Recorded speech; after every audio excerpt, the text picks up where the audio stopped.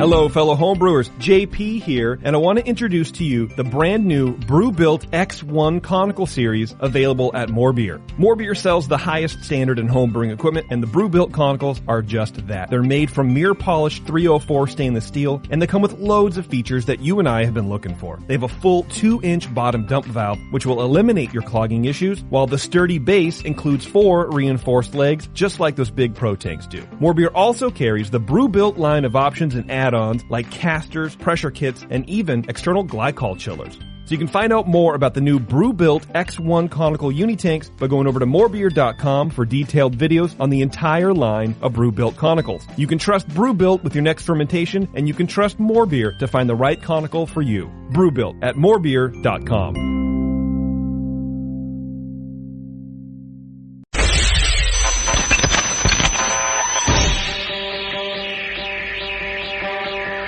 Home brewers, craft brewers, beer lovers, beer drinkers. Get ready for an all-new experience in information exchange and beer culture.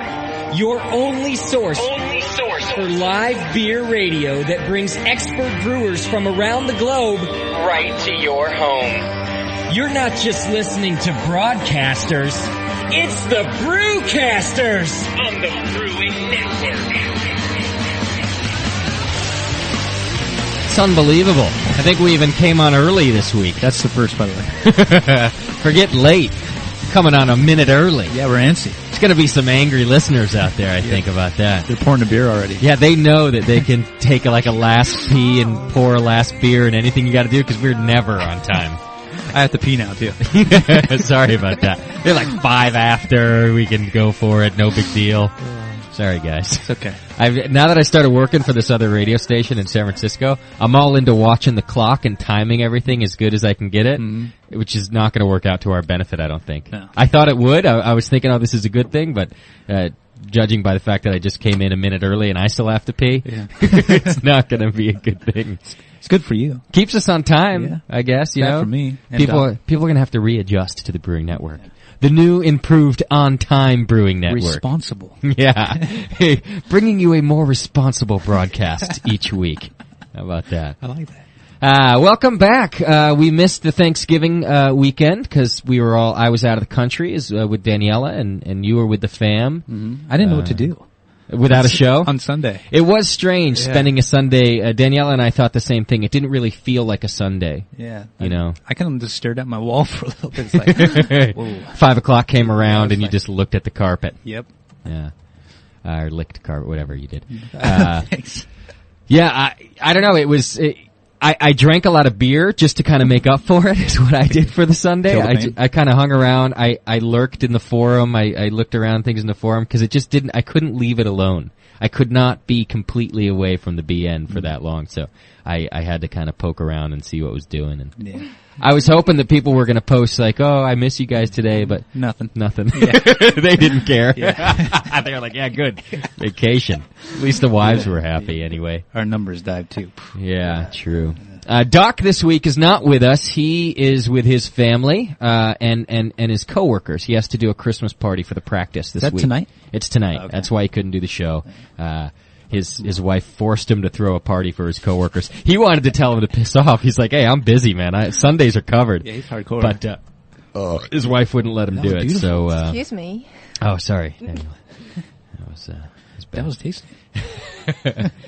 Yeah, so, no Doc this week, but what we do have, let me give you a little rundown of today's show, like I like to do in the beginning, because that's where you do things like that. This week is another MASH show, and not just any other MASH show, but we really want to kind of clarify some things that we've done in the past. There's a lot. Lot to cover. John's given me 3 pages of research or so. From one book. Just from one book. Yeah. But basically what we're going to try to do is narrow it down to, again, the different types of mash you can use, and then talk about mash times and mash temperatures. And the person we've got to help us do that this week is Eric Watson of Titletown Brewing Company. And he has a lot of experience. He is, I have his resume and 3-page resume. It's a big one. He's been brewing for quite a while. He's got a good amount of education. We're going to talk to him about those things. He's taken classes both at the Siebel Institute of Tech and from Daniela, help me out. Weinstefan. Weinstefan. Thank you. Weinstefan. He's taking classes there as well, just like Dan Gordon, our guest from a few weeks ago. So he's got a lot of knowledge to give out, and he's going to help us talk about mashing. I'll give you a heads up right now. He does a 15-minute mash, and that's it. That's it. What volume? I can't wait to talk to the guy. Yeah, we're going to talk to him about that. That's going to be a good discussion. So get your questions ready about that. Of course, the phone number here is 888-401-BEER. Feel free to call us anytime. We'll answer the phone. We may not talk to you, but Daniela will. She'll answer the phone. And now call us up. Let us know what you want to hear, and get your questions ready in regards to mashing. You extract brewers, fear not, because I'm an extract brewer as well, and I will try to adapt the conversation as well as I can to probably mini mash, which is a good way to go from extract. So we're not neglecting you folks who aren't all grain. All grain is not the holy grail around here, as is a common misconception. The good news about doing a mini mash is you can just add 5 more pounds of grain and do a 5-gallon all grain. That's beautiful. Yeah, so if you want to go all grain, add more grain. You could do it. Yeah. I might give it a go just with my little bucket. Just need 2 buckets, man. I got the mash jacket now. Doc gave me this. It's basically just an insulated jacket. It looks like a big winter coat, but it's for your bucket. And you put it right over the top of the mash. It's called a mash jacket, and it's supposed to keep that temperature, right where you put it. It's like a baby sleeping bag. It is. It's like a little mash sleeping bag. little sleeping mash in there. Take care of those little grains. My little grains. I like those guys. Yeah. So anyway, do not be discouraged if you're an extract brewer. There's going to be plenty of info for you on this show also. Just want to say that. I've seen some comments. The reason I'm pointing that out is people wonder about this. All we talk about is all grain, and it's this holy grail of brewing. And I think the past couple weeks we've tried to dispel that rumor that you don't have to be that advanced. You don't have to have had that much equipment here. Because I'm an idiot and I don't do any of that stuff. You're so, just want to make sure you all know that the show's for everybody. Mm-hmm. Our podcasts are officially being podcasted. Yeah. Now, I actually posted it on our site. I had been running just sort of tests for a few weeks, and it's a good thing I did that, John. I'll tell you, because about 2 weeks ago, just before we went away, the whole thing crashed, and all these people who had signed up for subscriptions weren't getting updated. Oh no. But is it our fault or their fault? It was, I think, through the person who posts it fault or iTunes fault. They needed, there was one piece of information missing all of a sudden. Yeah. Although it had worked up till that point, and then one day that piece of information went missing. Huh. It's something about, like, I didn't, some code or something? Or? I didn't put in what our category was. I put undecided or something, because I'm often undecided about several things, and I couldn't figure out which we fit under, because we weren't just talk, and we weren't just hobbies, and we weren't just comedy, and you know what I mean? Yeah, the categorizing. So, I contacted the guy who runs it for us, and he got right on it, fixed it right away. Nice. And once that happened, and I felt that the bugs were worked out, I actually posted it on our site now. Well, there's a good comment in the forum. Like, thank you for our podcast. They love it. There you go. I got news today from one of our Australian listeners that lots of Australians love the podcast too, because obviously the time difference. It's like 11 a.m. when we do the show over there. So we've seen a lot of them too from there, from Australia. But they are our second biggest country as far as listenership. Yeah. Right, just behind the United States. So that's great. Yeah, it's been cool. So podcasts are now available. If you haven't checked out the front page, do so, and you can subscribe right there. Mm-hmm. All right. I think that about covers it for new news. Although I will tell you this: next week we're going to do all our revelations for the new year. Revelations. Yeah, I haven't even told you that. I don't think yet, John. Well, here's what I figure. I want 2 weeks to let people know in case people aren't tuned in next week. They got another week to hear about it. But we're going to reveal everything, all our surprises. Oh, geez. Next week. The first 4 months worth, you mean? Or 2 months? The first 2 months worth. Yeah, we're going to do the first 2 months worth. So there's more coming next There's more coming even after that. Another revelation. But we've got big plans just for January as far as content and things that are kind of going on here, things you're going to see, things you're going to get to do. You're going to receive. Yes. So we're going to reveal all of that next week on the Sunday show. You're not going to want to miss it. Perfect. Why not with Charlie? Yeah, exactly. That's what I figure. Charlie Papazian, the godfather of homebrew. Although Jamil is creeping right up on this. He's like Pope status, I hear. Yeah, I've heard that as well. I don't know Man candy. I don't know what that rumor is. But getting a note now about the newsletter. newsletter. Did you send one? I did not. I didn't get one either. I haven't sent a We have complaints here. I've not sent a newsletter in 3 weeks. Although I have this big sign on the front page that says, please sign up for our newsletter. Yeah. And then I don't. For 2006. I don't send one. Here's my excuse. Hard at work on these new revelations with the Brug Network, and I'm not joking about that, actually. I can't tell you how many hours I've logged in the last couple weeks getting that ready. And I didn't remember the newsletter even until today. I was like, oh man, all the stuff I've been doing, you didn't even send out the newsletter. Sorry about that, guys. Next week. I'll send it next week. Yeah. And then you'll keep getting the newsletter even when we're off for vacation. Nice. I'll keep sending that because I'm going to want to keep you guys notified of what's coming. What are we going to do for AirPlay for the holidays? Have you thought of anything? I do have a couple of ideas. Mostly, for the most part, I'm going to be running our archives back to back 24 hours a day. Okay. There's talk of something going on New Year's, like a New Year's Eve thing. I don't know if that's going to happen. I'll be quite honest. I don't know if I want to spend New Year's Eve with you guys. I don't, you know what I mean? You want to go have fun too. But I might, because I often don't like to leave the house on New Year's Eve. Or any other day of the week, for that matter. So, it's okay. I hate New Year's Eve too. We might have some sort of New Year, but it's hard to do because you want to get drunk and silly. I don't want to have to pay attention too much. Archive stuff.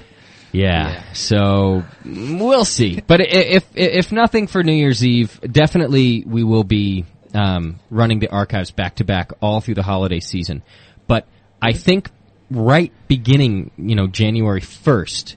We might be starting our new stuff. Nice. So January 1st might be a new schedule. Okay. I'll let you guys know next week. The Jamil show's already been told. So And the Jamil show, that's one of the things. And, By the way, Jamil's new name is Saint Jamil. Yeah, I saw that. According to the chat room and the forum. But he needs to die, though. Yeah, in order to become Saint Jamil, you're right. Now he's just like Good Words Jamil or whatever they call the guy. You should fall into a boil kettle. If he's gonna go, that's the way he should go. Or be fermented alive. Yeah, absolutely. So, all right, there you have it. That's the new stuff. We'll be announcing all that next week. Okay? Everybody's happy? I'm happy. Oh my God! You've got mail. Kick ass. We didn't receive too much feedback over the break as far as things readable on the air. Which doesn't mean that I received a bunch of, cussing insults. Although you guys know I would have loved that. Yeah, you would. I'd be reading that right now. But kind of just a lot of new users who haven't listened live found us in the podcast, so I've got a lot of thanks for that and a lot of good work.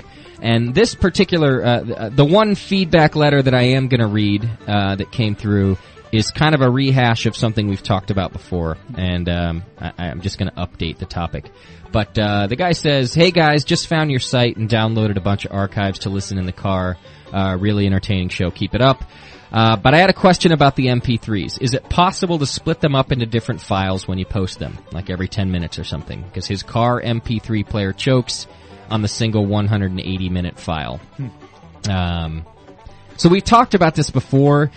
A lot of our listeners want to keep the one big file because it's easier to download because you just click it and you forget about it. Unless you're a dial-up user, and then you want the separated file. See what I mean? Yeah. So what I'm working on is a bookmarked file that kind of accommodates both. I think it's going to stay one big downloadable file. But you can bookmark the archive. But then when you put it to your MP3 player, your MP3 player will have set bookmarks to it. So, for example, if you have a half an hour drive to work and you listen to a half an hour of the show, instead of having to fast forward back to where you left off, there should be a bookmark there. Yeah. Because, hey, that would drive me nuts, guys. I'm with you. If I was listening to that MP3 in my car and I had to fast forward every time I got back in my car, I'd be pissed. It's like a cassette tape. Yeah.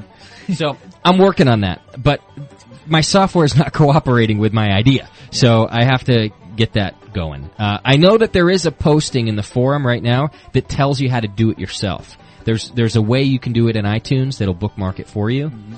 But people kind of want me to do it all for them. Because, why bother? They just want to download it and go. Sure. And I'm fine with that. I don't blame anybody. You don't want to have to work for that stuff. So I'm trying to find a solution for everybody. I don't just want to split up the file and download because some people don't want that. Yeah. So let me work on it. That could be one of the things I change for January. In fact, I'm pretty sure that the whole archive page is going to be different for January because we're going to have new archives, like the Jamil show, for example. Yeah, that'd be nice. So when I change that, I'm going to work on this issue. Yeah. So that's from George, and George, there you go. Just know that I'm working on it. That's awesome. All right. And that's pretty much it for the feedback this week. The other stuff was just keep up the good work kind of stuff. Yeah. People like this and keep the good beer info going, I've been listening to there's new names for Jameel. Oh, no. Cardinal Jameel of Walnut Grove.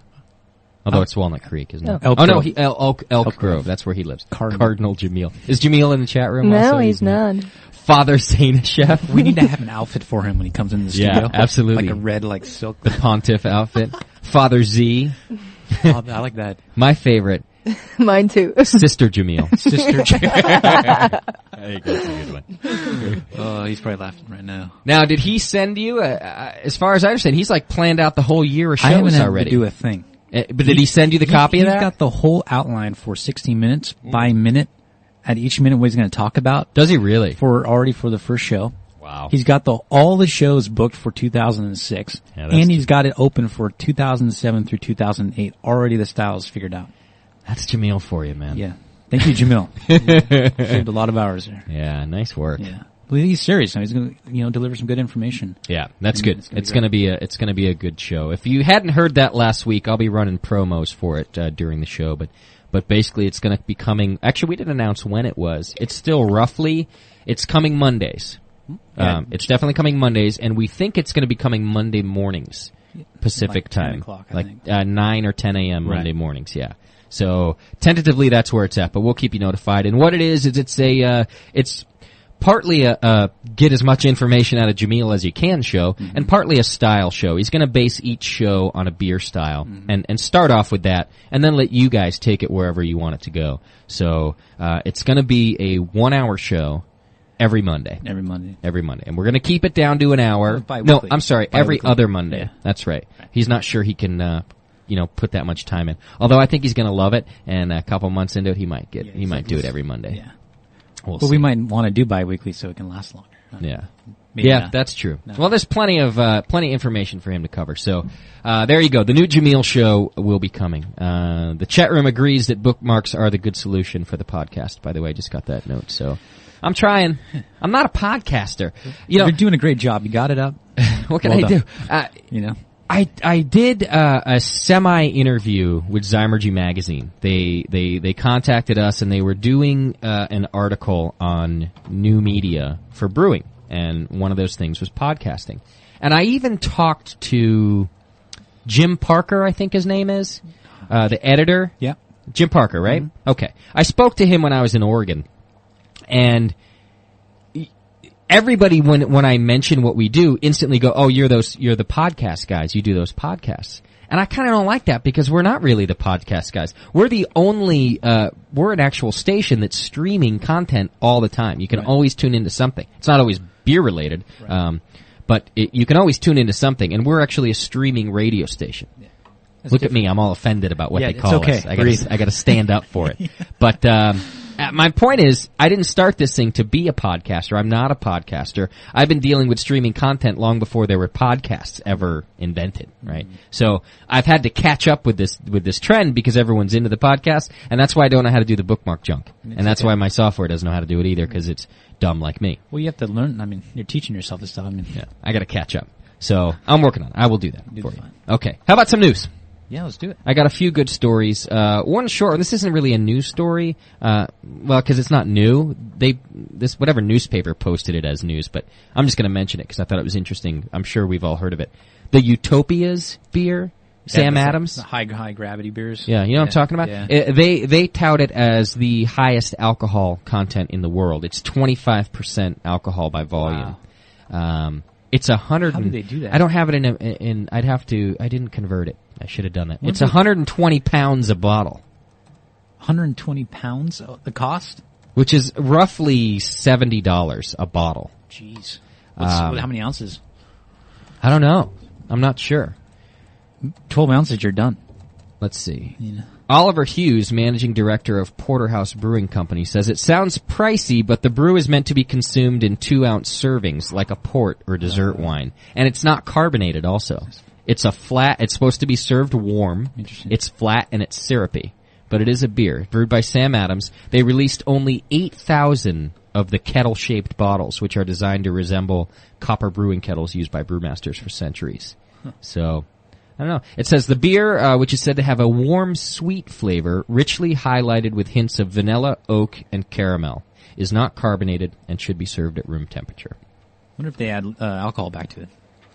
Or if they distill anything. You mean after they brew it? Yeah, because I don't know, how do you get such a high-gravity beer that high? It's a good question. Let alone ale yeast that can survive that. I'd like to talk to him about it and get our hands on one of those beers. We should have a Utopia show. So I'm not paying for it.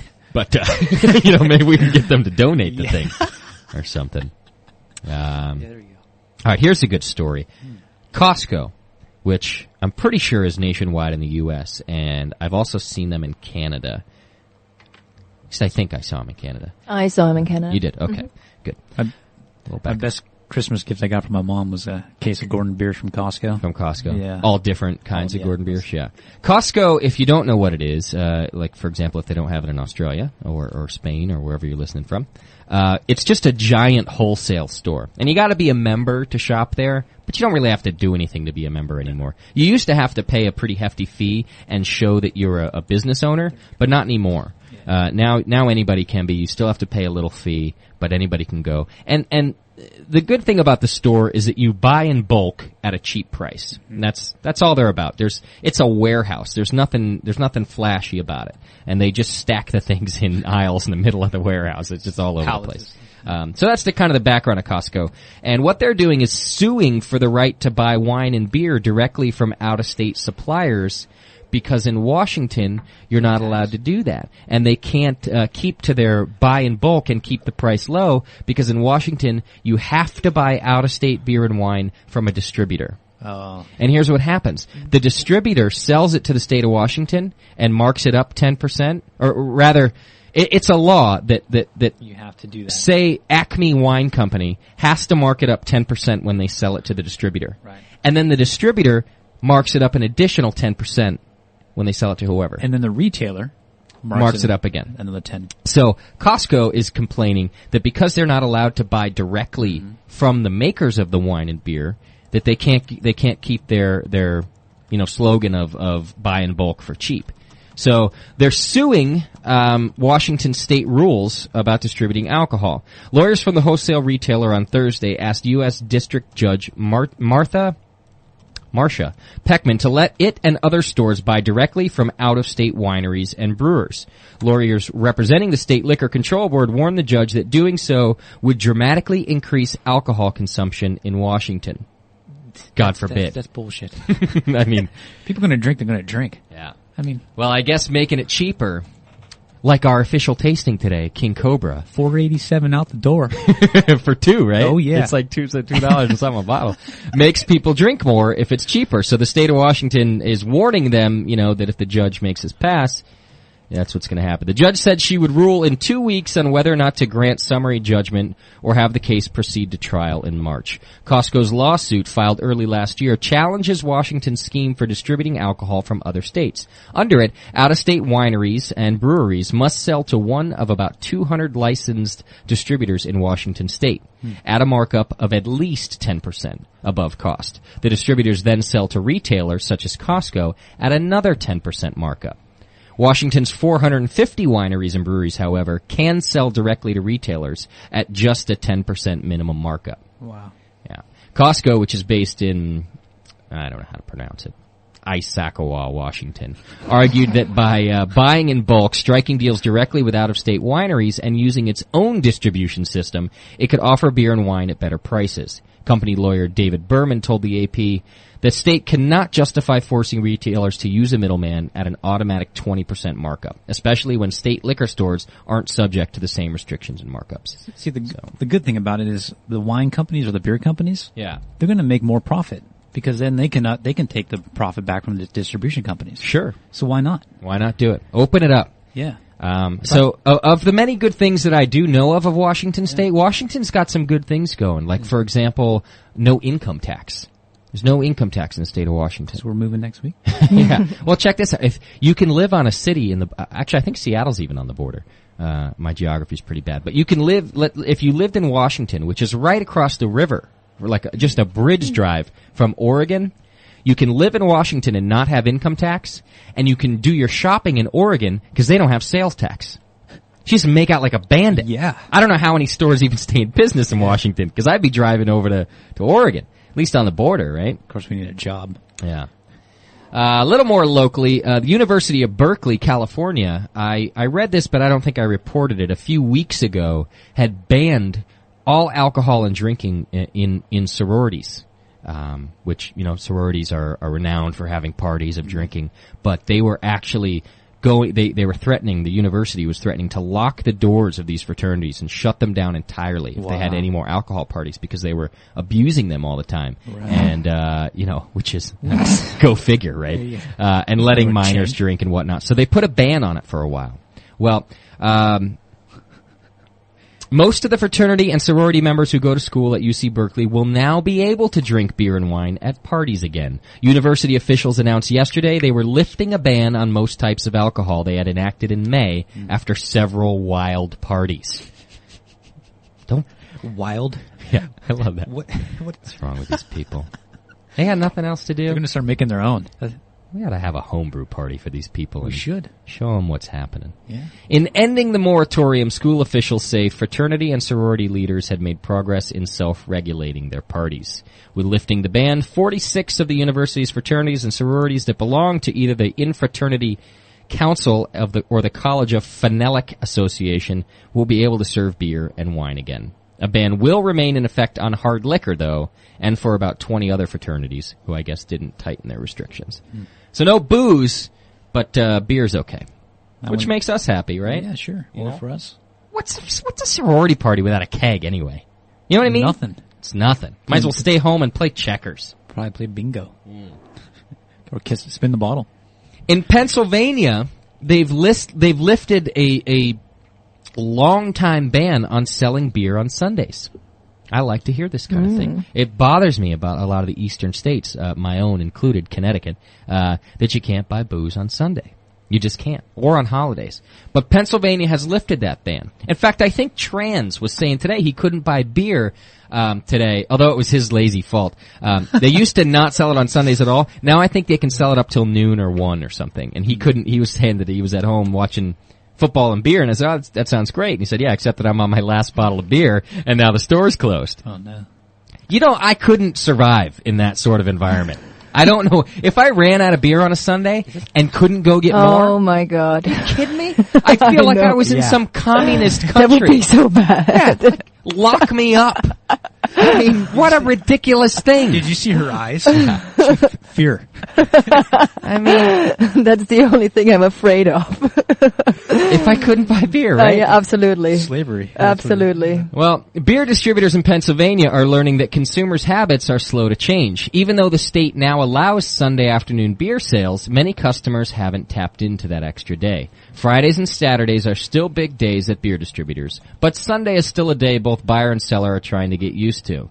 And basically people just aren't, they don't know if they can go do it, I guess. They're used to, going thirsty on Sundays. Tell you what, I'd be in line on Sunday morning at 8 a.m. at the local beer store if I was in Pennsylvania. Or you go to Costco. It's hard to get used to when you're not used to it. When I go visit my folks back in Connecticut, and I want to party on the weekend, I'm doing stuff all day Saturday, visiting friends, family, whatever. I don't plan to you never plan to make a trip to the store in California. You do now, though. But out there, you gotta plan for it. You gotta go, okay, I'm going to see Grandma at 4. I gotta be at the package store by 5. Didn't we run into this situation last year when we went to Connecticut for Christmas? I think we had a day where we were out of booze at all, and there was nothing to do with those stores. We freaked out, both of us. Yeah. We cannot sit with his family without booze. It's impossible. Go knock on the neighbor. Yeah. That's what we did. Well, I think what we ended up doing is drinking some 18-year-old bottle of horrible vodka that was all dusty up in the cupboard. Why not? I don't know why not. And then we went to the friend's house. It was just too bad. Drank at their house. That's great. I think you're a Nazi, baby. It's for you, Danielle. Thank you. Forgot to play it when you first started talking. You might be a Nazi, baby. That's your official song. Thank you. I like it. There is now a Linux-powered keg refrigerator. Not going to read the whole story. Say that again? Linux-powered. Linux, okay. Yeah. Linux, I don't know what they say. Is that software too? Linux? It is. It's a software, and that's what powers the kegerator. Here's what happens. It basically says that since the beginning, the first kegerator, the age-old question has been, who the F drank my beer? Oh, someone was telling me about this. Okay, go ahead. And I have this problem at my house sometimes, too. For example... The brown ale. For example, John Plisse, I came home from Thanksgiving vacation to an empty kegerator. I know. And Sam didn't drink it. I had a half a pint and it blew on me. Yeah, right. I swear to God. Yeah. You sat over here for 2 days drinking Jamil's beer. It was Jamil's beer that was in there. Yeah. I knew it. And I came home and I'm like, oh yeah, let's grab a beer. I pulled the handle. Empty. And I went to Sam, my roommate. Yeah. I'm like, Sam, you son of a, what did you, and he's like, what? I didn't touch it, I swear. And I was like, Sam, no one else lives here. And I didn't find out till the next day that you had been here. I cleaned up the desk and I had a pint of beer. That's all I had. I had to go apologize to Sam. I was like, he's a liar. Sorry for accusing you. Oh my God.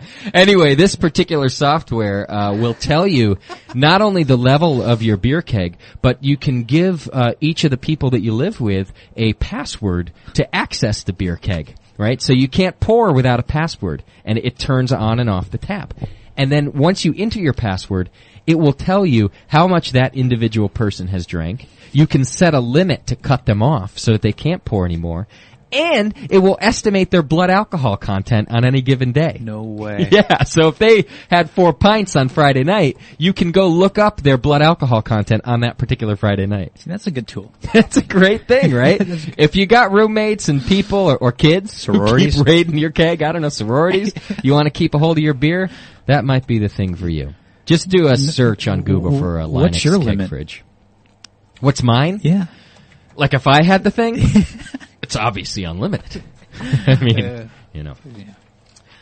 more importantly in the news this week is that scientists have finally quantified the beer goggles effect. Quantified the beer goggles. That's right. They now have a scientific measurement to establish how much the beer goggles affects any given viewer. And you know what the beer goggles is. You're drinking out at a bar, and it may be a little dark, and you find some woman, because you've had a few, much more attractive than she actually is.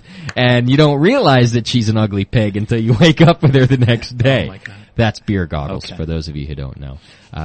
Researchers at the University of Manchester have discovered that the legendary beer goggles effect, by which previously monstrous members of the opposite sex have become strangely attractive after a skinful of lager, is not just down to the sheer volume of booze consumed.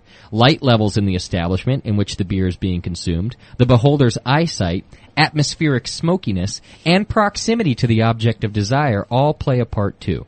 Accordingly, the research team formulated a beer goggle scale from 0 to 100 to measure the sinister effect as follows. Less than 1 would be no effect. You realize how ugly the person is that you're looking at. Okay. 1 to 50, the person you would normally find unattractive appears less visually offensive. 51 to 100, non-appealing person becomes suddenly attractive. Huh. More than 100, someone not considered attractive looks like a supermodel. Yeah. Nathan Ephron, professor of Cincinnati optometry at the University of Manchester, told the BBC, for example, someone with normal vision who has consumed 5 pints of beer and views a person 1.5 meters away in a fairly smoky and poorly lit room will score about a 55, which means they would suffer from a moderate beer goggle effect. It's okay. Yeah. But they actually put all these factors into an equation, and now you can figure out how much it's working on you, which is good to know. You should be able to reference that as you're in the bar. When you look at somebody, you're like, wow, she's hot. You should be able to, calculate it all together and realize, no, she's not. There's going to be a beer goggle calculator. Yeah, exactly. Kmart.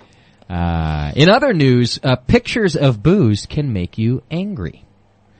And you're evidence of that. Just Me too, actually. So. Let's see. According to research to be published in Psychological Science, just looking at pictures of alcohol is enough to increase aggression. Researchers at the University of Missouri-Columbia ran experiments on 246 college students. In one experiment, the guinea pigs were given a questionnaire to fill in, given the details of their views on alcohol, its effects on their own consumption levels. Some were then asked to look at alcohol advertising and others at promotions for other neutral items. All the participants then read a story about a conflict and were asked to judge how aggressive the protagonist was. The group that had been checked out drinking ads was much more likely to rate the character as aggressive than those who had been mulling over pictures of cheese, for example. The link was strongest in the group reported seeing a connection between drinking and aggression in the survey. In another test, 121 students were asked to look at a picture of either bottles of beer, weapons, or trees. Then they were shown a series of words either neutral, meaningless, or related to aggression. Again, those who had looked at beer bottles and weapons were quicker to pick out the aggressive words than those who had been staring at trees. Interesting. Mm-hmm. So, gotta watch out in the beer advertising world, you know? There's all these numbers now with beer. I know. I like that they quantify stuff, though. I like to know this. I want that Linux beer kegerator, you know? Mm-hmm. Keep you out of my beer. That's right. Okay, we're going to take a quick break, and coming up at the 6 o'clock hour, I hope some of you folks out there found the King Cobra, because we got ourselves 2 Foties. Yeah, 2 Foties. And we're going to have ourselves 2 Foties of King Cobra in a paper bag, of course. It must be wrapped in a paper bag. I asked the guy for an extra paper bag. Appreciate that. So, in our official palate tasting today, we will not be judging the color of the Fody, because we'll be drinking it out of a paper bag. Yeah. You won't see it. Yeah. But we will, just like any other beer, give it a proper evaluation and tasting and note what flavors you find on your tongue. Yes, and if we're slurring at the end of the show? Yeah. You'll know why. It stuck in my head. What's wrong with you? I don't know. Can I play that for you? Yeah. Extensive files on the Nuremberg trials, and you watch them whenever they're airing. I guess I should have known when you bought a new bone for your puppies named Goebbels and Gary. You showed up late to our very first date. I said, how are you? You said, white power. Call me paranoid, but I'm not overjoyed. Got it out now. Ask me if I want to shower. I think you're a Nazi. Don't be lying, baby. It's good, huh? Are you a Nazi? We'll be right back. Eric Watson from Titletown Brewing Company is going to be joining us at 6 o'clock, and I'm going to tell you all about Canada, our trip, and beers that I drank in Canada. And me too. Daniela also. We will evaluate the beers for you and tell you what was good and what was not good. I'll tell you right now, the snow was not good. It's the Brewing Network. We'll be right back. Coming in January, the Brewing Network is proud to present the Beer Style Show. Hosted by the most award-winning homebrewer ever, Jamil Zainasheff. Each show will give you the best in understanding BJCP style guidelines. You gotta honestly look at it, try it, and evaluate it and say, no, it's actually, a better beer in this style. And that's, again, goes to, understand the BJCP style guide. Competition advice. One of the things in competition that you have to do is you have to brew a good beer, a really good beer. So the bigger the competition, the better beer you have to brew as a base. Experienced homebrew tips. One of the things about process, a lot of these beers, mash temp is a difference of just a few degrees one way or another, but it makes, a dramatically different beer. The science behind the process. What you want to pitch is 1 million cells per milliliter of wort per degree Plato. And Brewcaster John co-hosting is sure to keep Jamil on his toes. Because I believe that you need temperatures to help grow you. I think John, you could make even better beer. It's on, Jamil. The Beer Style Show with Jamil Zainasheff and John Plissé. Coming to the Brewing Network in 2006. Stay tuned to www.thebrewingnetwork.com for details. You're listening to Three Guys. Excuse me, what about me? Sorry. You're listening to Three Guys and One Girl use a radio show as an excuse to drink more beer. The Brewcasters on the Brewing Network. Yes, sir. We are back. You're tuned into the Brewing Network. It's our Sunday live show. We're here every Sunday. Got 2 more weeks of shows before we go on vacation. Next week is Charlie Papazian. The week after that, the Gadget Show. That's right. And we've got some good giveaways already for the Gadget Show, so you're going to want to tune in for that. Company has donated some stuff. We're going to be evaluating their product this week, I think. And we'll let you know about that, and then we'll be giving it away on the Gadget Show, which is 2 weeks from now. And we have local homebrewers coming in to talk. Yes, sir. And about their gadgets. And Doc's quite the gadget guy himself. Yes, he is. So that's kind of his show. We're going to let him really do his thing. Today, we've got Eric Watson of Titletown Brewing Company. He's going to call us in about 6 o'clock. Probably do the King Cobra tasting with us, I hope. Hopefully he was able to find it in his area. In a paper bag, of course. And we'll be doing that tasting just about 6 o'clock. Nice. And John, I believe I'm supposed to play this for you. Just from me? Yeah, from the chat room. Oh, thanks, guys. I wanted to make sure I did it. Okay.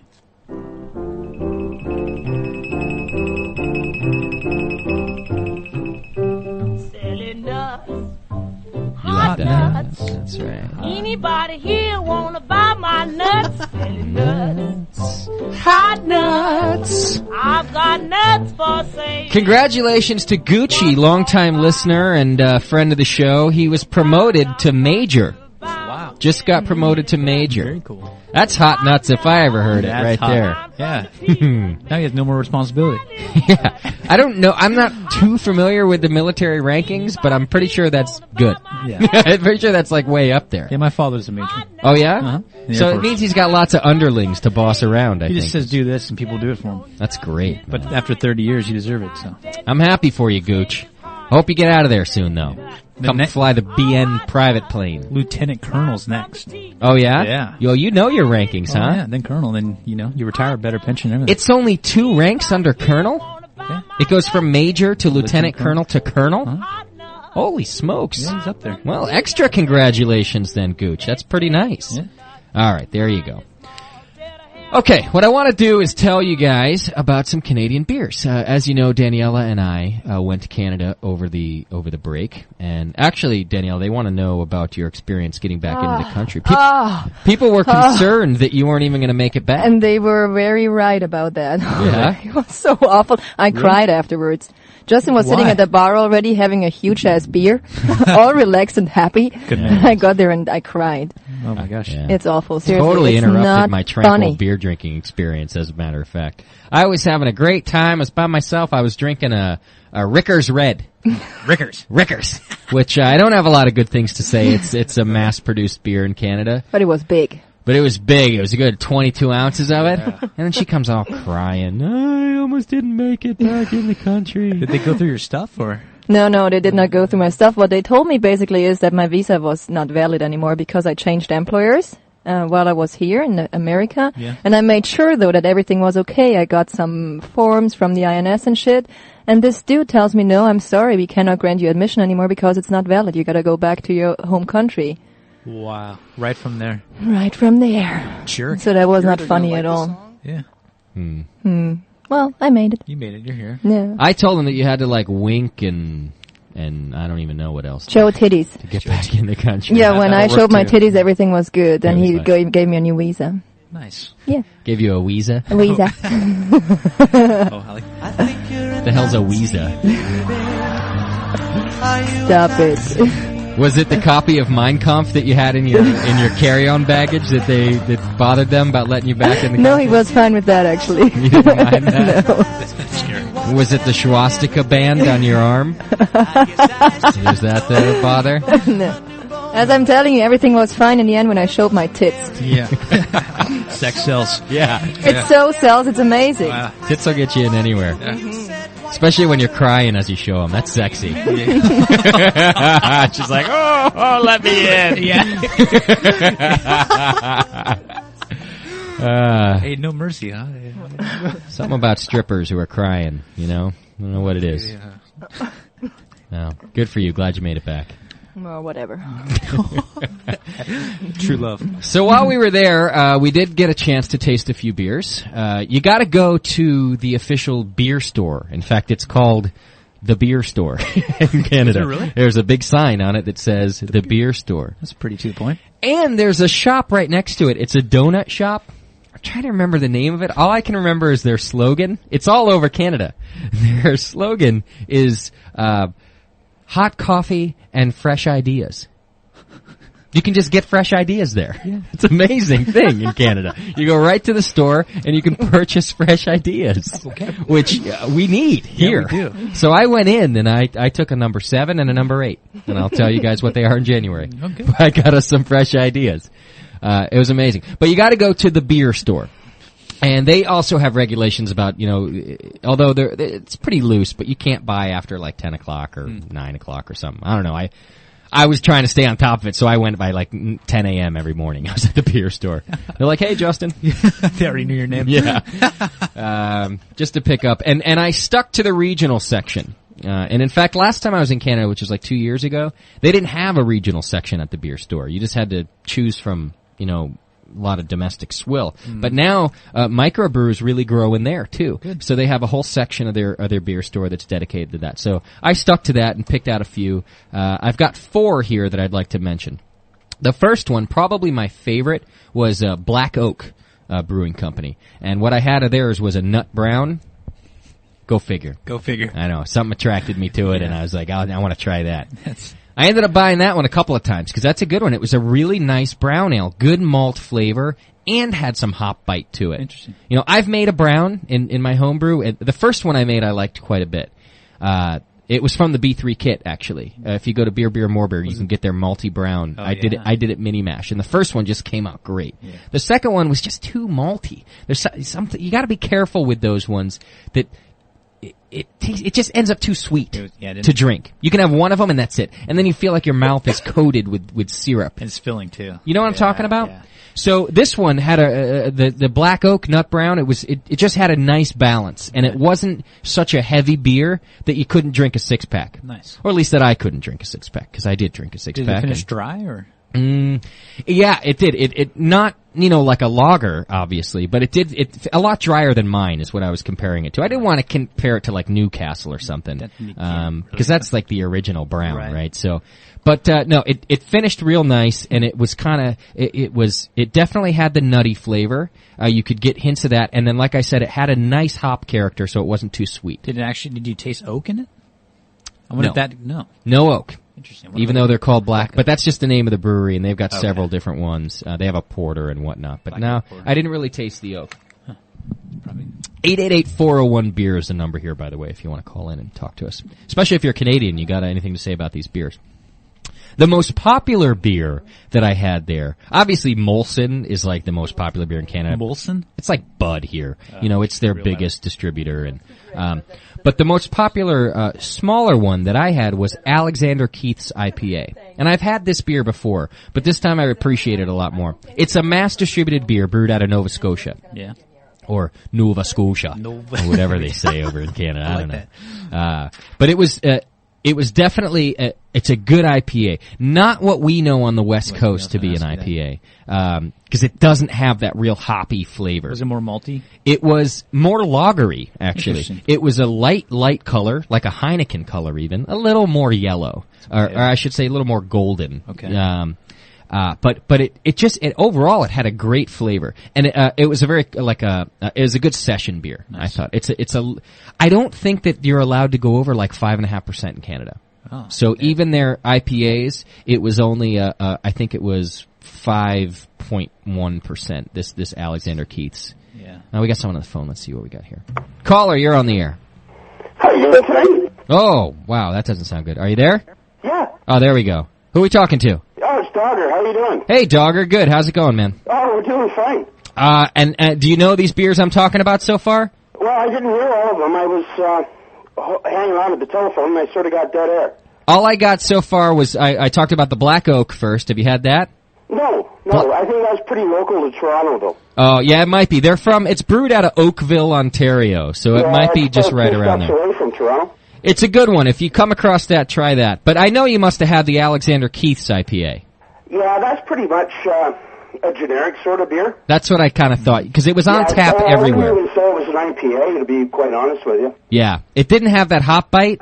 There's nothing to it. First time I ordered it, I was surprised that it was an IPA, but and it doesn't have the smell either, but I still like drinking it. It was like I could drink a good 7 of those and feel real nice, you know. Yeah, no, that's out of the East Coast. Okay. It was initially brewed by Alexander Keiths out there. Yeah. And then when everybody got themselves organized here in Canada, they decided to export it around the country. Okay, I gotcha. You could really find it everywhere. It was on tap all over the place. Yeah, pretty much. Another one that I had, and I'd had this before. Daniela liked it. I wasn't too happy about it. It was okay. The Sleeman's Cream Ale. Oh, yeah, they're just down the street, eh? Oh, is that right? Yeah. Okay. They're the 3rd largest Canadian brewer, it says. Wow. You know. Yeah, they bought out that Unibrew company as well. Okay. Out of Montreal. Gotcha. I'm not very fond of them myself. They come in clear glasses, eh? Yeah, exactly. You're asking for nothing but trouble there. He's right. The bottle on a Sleeman's Cream Ale it's a clear glass bottle, like a Newcastle bottle. Really? It's just like a Newcastle, so it's clear glass, and he's right. Because it's not a dark beer like the Newcastle 2, which might have a little saving grace for that beer, it's a really light beer. Golden color. So they are asking for trouble, I think, in that bottle. Daniela, you like that one, though. Oh, I liked it a lot, yeah. Yeah, you buy a 6-pack of those on a summer day, and like the 6th one will be skunky. Ah, okay. I got you. It's just all bad. Yeah, that makes sense. You know, notice from Dogger, too, Canadians, the last consonant in every word, it goes up. Yeah. Like in intonation. You know what I'm saying? Sleeman's, eh? You know, like it always goes up at the last. And by the time I leave, every time I go to Canada, I do that. I say out. I gotta go out instead of out. I always change my accent every time I come home from Canada. I don't know, I like it. Everyone makes fun of the Canadian accent, Dogger, but I like it. Yeah, me too. All right. It's good. We all love it. Okay, a good lager that we had was Creemore Springs Premium Lager. Yeah, that's a nice one. That one was really good, actually. Comes in a nice 500 ml bottle. Yeah, exactly. And it's a brown bottle. Good label, too. In fact, you can they're out of Creemore, Ontario. You can go to creemoresprings.com and check them out. Or it might be creemoresprings.ca, I'm not sure. But just Google it, and you'll find it. But that was really a quality lager, that one. It's good brew, that one. Full-bodied. You know, it wasn't watered down at all like a domestic type of lager, you know, like a Molson or something. It definitely had a lot of flavor to it. Good carbonation. You could smell it. I poured all of my beers in glasses there, by the way. And the guy I was staying with, he's like, "What's wrong with you? You can't just drink it?" And I'm like, because he's known me for a long time before I got into this whole beer. And I said, "No, I can't. I got to look at it. I want to smell it. I'm testing these things, you know." Nice. And it had a really good aroma.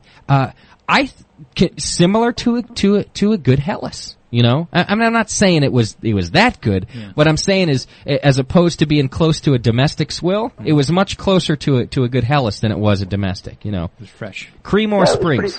Nice. I recommend that one. Is Creemore anywhere near you, Dogger? We can get the beers down in through here. Okay. Yeah, it's just up the street, really. You know, might have to take a lunch to get there, but it's all right. All right, that's a good one. Not that far of a drive. Now, I had a couple others, but I didn't. They weren't good enough to take note of. So, you got any mentions that I'm not mentioning here, Dogger? I talked to you about the Brick Brewing Company. Yeah, I saw that post, but I couldn't find it over there. Yeah, it's a small place down in KW. It's somewhat argumentable as to whether it's a microbrewery or not. So they're pretty widely distributed then, or what? Yeah, they do all right for themselves. So all right, what's KW? That's a city. Of good brews. What's KW, Dogger? For them. What's that? What's KW? Oh, Kitchener-Waterloo. Sorry. Okay, all right, gotcha. So it's just the city that they're. Big Bavarian festival happens down in there. Oh, okay. All the fall time, Oktoberfest. Gotcha. It's the largest. Apparently, it's the largest Bavarian festival outside of Germany itself. Okay. Got to be sponsored by Molson and stuff then, huh? I was sponsored by just about anybody that drinks beer. Nice. Now, Molson brews a beer. I didn't have it. I just saw it today, Danielle. I thought you'd find interesting. It's actually called Bavaria. Something really? Bavaria. What's something Bavaria? I don't. Do you know what it's called exactly, Dogger? Bohemian. Bohemia, Bavaria? Yeah. It's called Bohemian. No, I actually saw Bavarian. Oh, okay. Yeah. I could be wrong on that. It's a green label, and in yellow it says Bavarian, like it's Bavarian Lager or something like that. Oh, that's the Brazilian one. Oh, it is? Yeah, nice. The mark of Bavaria. Oh, yeah, that's it. That's right. I didn't drink it, I just saw it. I'm not big on that one. It's too light as far as I'm concerned. I would venture to say that Brian Hunt would be pissed about that. A Canadian beer called Mark of Bavaria. I think you'd be pissed at anything. Well, apparently, like the whole regime of things is most of our beers have been bought out by major conglomerates throughout the world. Gotcha. And they import the stuff in. There was a post earlier on about Foster's. Yeah. In the net, we get Foster's over here in Canada. Is it brewed here? I mean, I'm not sure. Right. Guys down at Labatt, they tell me no, it's not. They bring it in, extract the alcohol out of it. They bring it in, and then when they put the alcohol back in it over here in Canada. That's weird. But but it gets away from the excise tax. Oh, I see. Right on the alcohol. So that's nice. A little loophole there. Yeah, a little small loophole. That's why guys like smaller breweries like Cooper's down in Australia as well. I'm going to do a plug here for the Australians. That's fine. They make a nice beer as well. But they have to bring it up fully in the bottle. Yeah. So that's they're weird. paying the tax on it. So you pay a few more dollars for it. You know why the Australians export Foster's? Because it's crap. Yeah, they don't brew it. They don't want it. That's why. Yeah. Ask Oz. He knows. That stuff is terrible. It's American. Although, what I do like about it is you can buy that giant can of it. Yeah. It's like a 22-ounce can or something. Instead of, they didn't bother putting a bottle. It's a giant can. I love that thing. It's a quart of oil. That's what it is. It's beautiful. Every time I'm on the train in Connecticut, that's the only beer worth drinking on the train. You buy a giant can, take it up to New York. All right, Dogger. There's another bad one down there called VB, but I don't know. Haven't tried that yet. In Toronto, you're talking about? No, in Australia. In Australia, yeah, I think that's one of their big ones, the VB. Victoria Bitter. Apparently it's pretty bad. Oh, is that right? It's I think that's their other domestic swill, aside from Foster's. So. The Victoria Bitter. All right, I got to clear the line because I got the guy calling in from Titletown in a second. Okay. All right, thanks for the call, Dogger. Thanks for your time. All right, we'll see you, buddy. All right, bye. Yeah, Dogger was cool. He, in the forum while we were away was I'm pretty sure it was Dogger, was posting pictures of what we were going through there. Because it was a friggin' blizzard out. Yeah. Yeah, it was like the Katrina of snowfall. Yeah, for a desert boy it was. Oh, man. For me it was like slightly snowing. Come on, there was like 4.5 inches of snow on the ground. But after the 5 days we stayed there and after Justin drank liters and liters of beer, they had a lot of yellow snow around their house. Yeah, we did. It's true. Smiley face. You know what's great about the snow is that when you pee, it steams all over the place. I just saw him one night at the house and I just saw a huge cloud of steam surrounding him. That's fun, is what that is. That's just good fun. Self-entertainment right there. I could have done it for hours. Man, I'm telling you, it was like, I felt like I was on top of Mount Everest. No, it was pretty cold, that's true. Yeah, it was cold. I was only in Celsius, so I don't know what that translates to because I can't do math very well. But it was like 37 degrees minus. Something like that, right, Daniela? Yeah, it was approximately 10 degrees minus in Celsius. Which translates, I don't know, to what in 30, Fahrenheit. 30 below zero or something? I think, no. In Fahrenheit, it was above zero the whole time in Fahrenheit. It didn't get below zero or anything. Yeah. But it felt like it. I'll tell you that right now. Your pee looked like it. My pee looked and the like penis too. The hell's that supposed to mean? Okay. Yeah, it was, it's cold outside. But I gotta tell you that the Canadians are like the nicest people I've ever met in my life. I've traveled a lot, but Canadians are just awesome. That is very true. We got lost in Toronto, okay? And, lost for like 45 minutes. I couldn't find the freeway. We were trying to get to Niagara. We wanted to go look at Niagara Falls. In fact, we didn't even get to talk about the wine yet. We'll do it at the end of the show. Okay. Yeah. Nice. Good wine. They're known for in wine, Ontario. Yeah. Mm-hmm. And you ever heard of ice wine? That's great. I'm going to tell you about ice wine. Frozen wine? I'm going to tell no. Well, I'll tell you real quick now. They actually harvest the grapes when it's -8 Celsius in the middle of the night. Okay. So the grapes are frozen to -8 off of the vine. And they squeeze them, and they don't get much out of them. Right. So it's a waste of a lot of grapes. Right. But what they get is a really high sugar content. And so what you end up with is more of a liqueur or a port. Interesting. We got a bottle. No way. So one of these dinners we'll have over here, we'll share it with you. It's expensive too, but I mean it's not outrageous. But you get a small bottle, but you're only drinking little bits of it anyway. It's a good dessert one. Right. Tell you more about it later. Okay. Cool. Where was I? Now I got lost. Steam and pee. We were talking about how nice the Canadians are and that we got lost in Toronto. So I got lost in Toronto trying to find my way to Niagara, and Daniela, rolls down the window at a stoplight and asks some guy, and I'm like, oh man, that's embarrassing, right? Like you're a guy, you don't even want to stop at the gas station, and here your girlfriend's asking the driver next to you, right? So instead of just giving us directions, he's like, oh, pull over to the next parking lot. I'll tell you how to get there. So now I'm like, oh great, he's gonna mug us, Plus, it was all freaked out. He's gonna mug us. Yeah, from California. A guy doesn't pull. You ask for directions in California. You know what he says to you? Get a map. Get a map. That's jerk. So he's like, yeah, pull over, and I'm going, oh man. So we pull over, and the guy, he rips the page out of his map book and gives it to us. And he's like, here's where you go. He spends 10 minutes with us saying, this is where you are. This is where you gotta go. I hope you guys make it. Drive safe now. Be careful because the roads are cold. Like there could be ice on there. He was like Saint Nick himself. Wow. He was the nicest guy on the planet. And so I felt like a jerk. Like I wouldn't even get out of the car. I just kind of rolled the window down.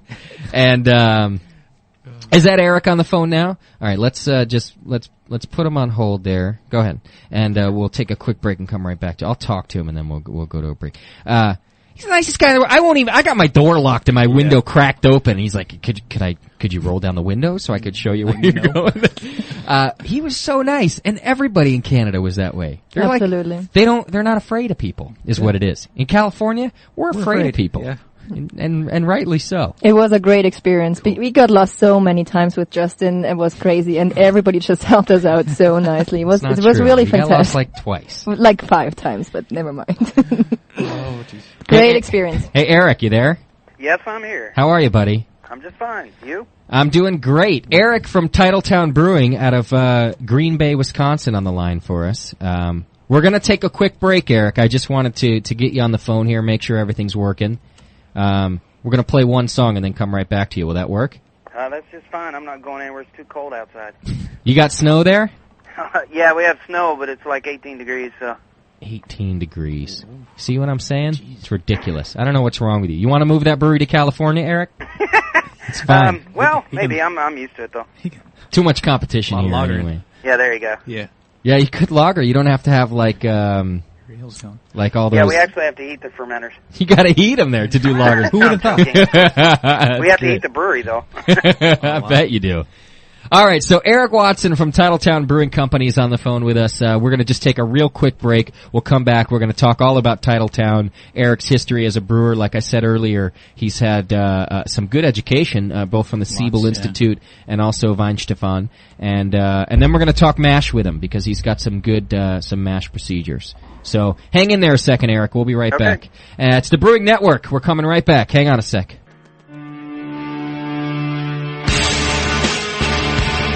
And now back to the Brewcasters.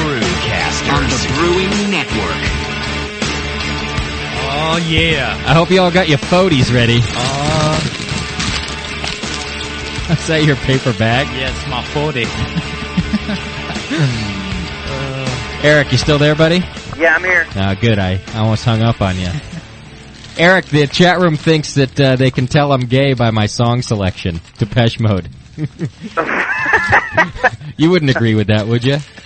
I don't try to judge people in that way. I appreciate that. Thank you. Eric, were you able to find your 40 of malt liquor? No, that, as I said before when I talked to you earlier, that's a regional beer. A lot of people aren't aware of that. Yeah, I didn't know that. The company that makes that beer also makes other malt liquors that's based on region. They're renamed. I don't know if they're the same or not. I've lived in regions where it was available, but it's not available here. I guess that's a good thing. Yeah, that's probably a good thing. I'm sure we have a substitute product, though. Probably many of them. Yeah, the old the Bush family makes this particular one, and I'm guessing that Eric's right. Like that, you can probably find a version of it in your area. It just might not be called King Cobra. Well, all the noise you're hearing is King Cobra has to be drunk out of a paper bag. It's kind of a law. really, especially in California. And King Cobra also. Now, usually we do a serious palate tasting here, Eric, lest you think that we're just a bunch of gangstas. This is where it gets fun. But exactly. We thought we'd have a little fun this time. John's already smelling it, by the way. And so we of course we got some theme music for it. So I'm going to play that for you as we get to our King Cobra tasting. And I hope you listeners at home have got your King Cobra in a paper bag. Biatch! That's right. It smells like cream corn. It's John's ghetto speak. You got to have Dr. Dre in the background when you're drinking King Cobra. So we'll just keep that going. All right, let me crack mine open here. Any of the listeners in the chat room there talking about their King Cobra, or did they completely avoid this tasting? No, I'm not sure, actually. Some people were asking when we would do it, so they might have it. I think they got it. I'll tell you this right now. If you finish your King Cobra, by the end of the show, you're going to be feeling good. You're going to be doing all right. If I'm slurring. All right, let me have a smell. You get the call. That's disgusting is what that is. It's really peppery. You smell the pepper in there? Or is that my paper bag? It is peppery. Peppery and yeasty. All right. So it's made by the Bush family. You know that. A lot of I actually did a little research on it today. Go figure. I don't know why. I just thought I'd figure out a little background. I found several websites dedicated to the 40. And then people post about how great it is, and a lot of the comparisons I saw is that it's an amped up Budweiser, is what a lot of people say. It tastes like Bud with really malty. There you go. It's an amped up Bud. All right, let me give a taste here. I like it better than Bud. By the way, I used to drink these. I just don't remember, so it's like a new experience to me. Not much flavor. It's not bad. Not bad. I can drink that. It's not that bad. It's not as bad as you would think. Want to try some, Daniel? The paper bag is just... I mean, it's not good. Don't get me wrong. But it's not bad. Oh, my God. It does... It's just a stronger version of Domestic Swill. Yeah. But at least I'd actually rather... What's wrong with you? Oh, my God. You don't like that, huh? I take that as a no. Yeah. Look it at the tastes bottle. like old Weiss beer or so. It tastes really, really old. It's also a clear bottle, so you're going to get some oxidation in there, too. Oh. Yeah, it's oxidizing, rather. Cardboardy going on. You took it out of the paper bag. I wanted to look at the beauty of the bottle. Yeah, it's a nice bottle. It's huge. Yeah, it just, I don't know, there's not a lot to say about it, actually, which is kind of what I expected. But it does, I'll tell you this, if I'm going to choose Domestic Swill, I'd rather drink this because at least you can taste it, right? Like, at least there's something there. There's more malt to it, definitely. You know, it's got more body and it's not whatever that else watered down, and I don't get any hop aroma or No, bitterness, there's no hop or aroma whatsoever. There's pepper. You can get that aroma. Yeah.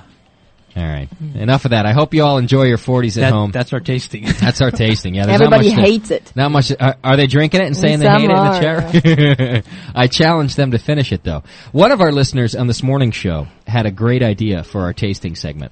And basically the idea is this. We give a prize to the listener who drinks the most of our tasting by the end of the show. So they have to call in and prove it, obviously. Yeah, and we take speech. We take a couple calls by the end and we evaluate who's had the most, or at least who it affected the most, and we give them a prize. I think that's a good idea. I think so. Like the prize should be like dialysis of the liver or something, or a liver transplant or something like that. That's what we'll work on. Ooh, I think I got heartburn, and I've never had heartburn before. It's got alcohol. It's warming you up. Really? It's got some kick. Oh, it's stronger than regular beer? Yeah. Oh. I'm going to finish mine. Mine too. All right. Sorry about that, Eric. We just had to get that out of the way. That's all right. I have a theory after you talked all about that. Oh, yeah? Go ahead. I wonder if that's the high gravity brew undiluted. That's a good... They do that. Or at least, because that's how they make their regular swill. They do it high gravity, then they dilute it, right? Exactly. So it could either be a slight dilution. They put deaerated water in it. Is how they do it. And it may possibly be either less dilution or I don't know if their wort's actually higher than that, because you're looking at probably, you're trying to shoot for something in the 7% area. Yeah, that's true. it may be their actual high gravity work that they're, say, making the bud product with. Yeah. Is probably even higher than that, and it may just be a different dilution. Yeah, actually that's a good point, because why would they, waste fermenters and whatever and resources to just brew an entirely different one that's that cheap and that bad? I can't imagine the profit margin is huge if you have to do another one. So they keep their profit margin if they just don't dilute their original one. Right. I think they should, just make that their regular. This should be the regular bud, if you ask me. I mean, it won't. The peppery note that you're picking up is sort of a hallmark of, some of those American lager strains. Yeah. Particularly when they're done at a higher gravity. Where does that come from? That's what made me wonder about it. Yeah. Because I've not actually experienced the peppery note in any other beer. So there are a number of beers that I detect that in. I find it pleasant in other scenarios. Right. What exactly produces it, do you know? It's just it's some sort of impression that's left by specific strains. You can catch it in Anchor Liberty. Oh, okay. If you're really paying attention. There's so much, going on with that beer. Right. If you sit around and really concentrate, particularly if it's warmer, I can get that impression. I sometimes get a little bit of a peppery impression out of Duvel. Oh, really? Yeah. You get that too, John? Yeah, Belgian strains have a spicy note. That's spicy. Mm-hmm. Yeah, I know the spicy thing. I just had never interpreted as pepper until this one. Because you wouldn't think that pepper's a good thing to go along with beer, But I guess in certain situations, if you're a Belgian, It's a fermentation byproduct. It would have to be mild, though. This isn't a mild pepper flavor in this one here. No. I mean, I think I'm happy to say I haven't experienced it, so I can't add anything to that. I think you're full of baloney, Eric. I think you got a fridge full of this stuff. You wish you could brew this at Titletown. No, you don't.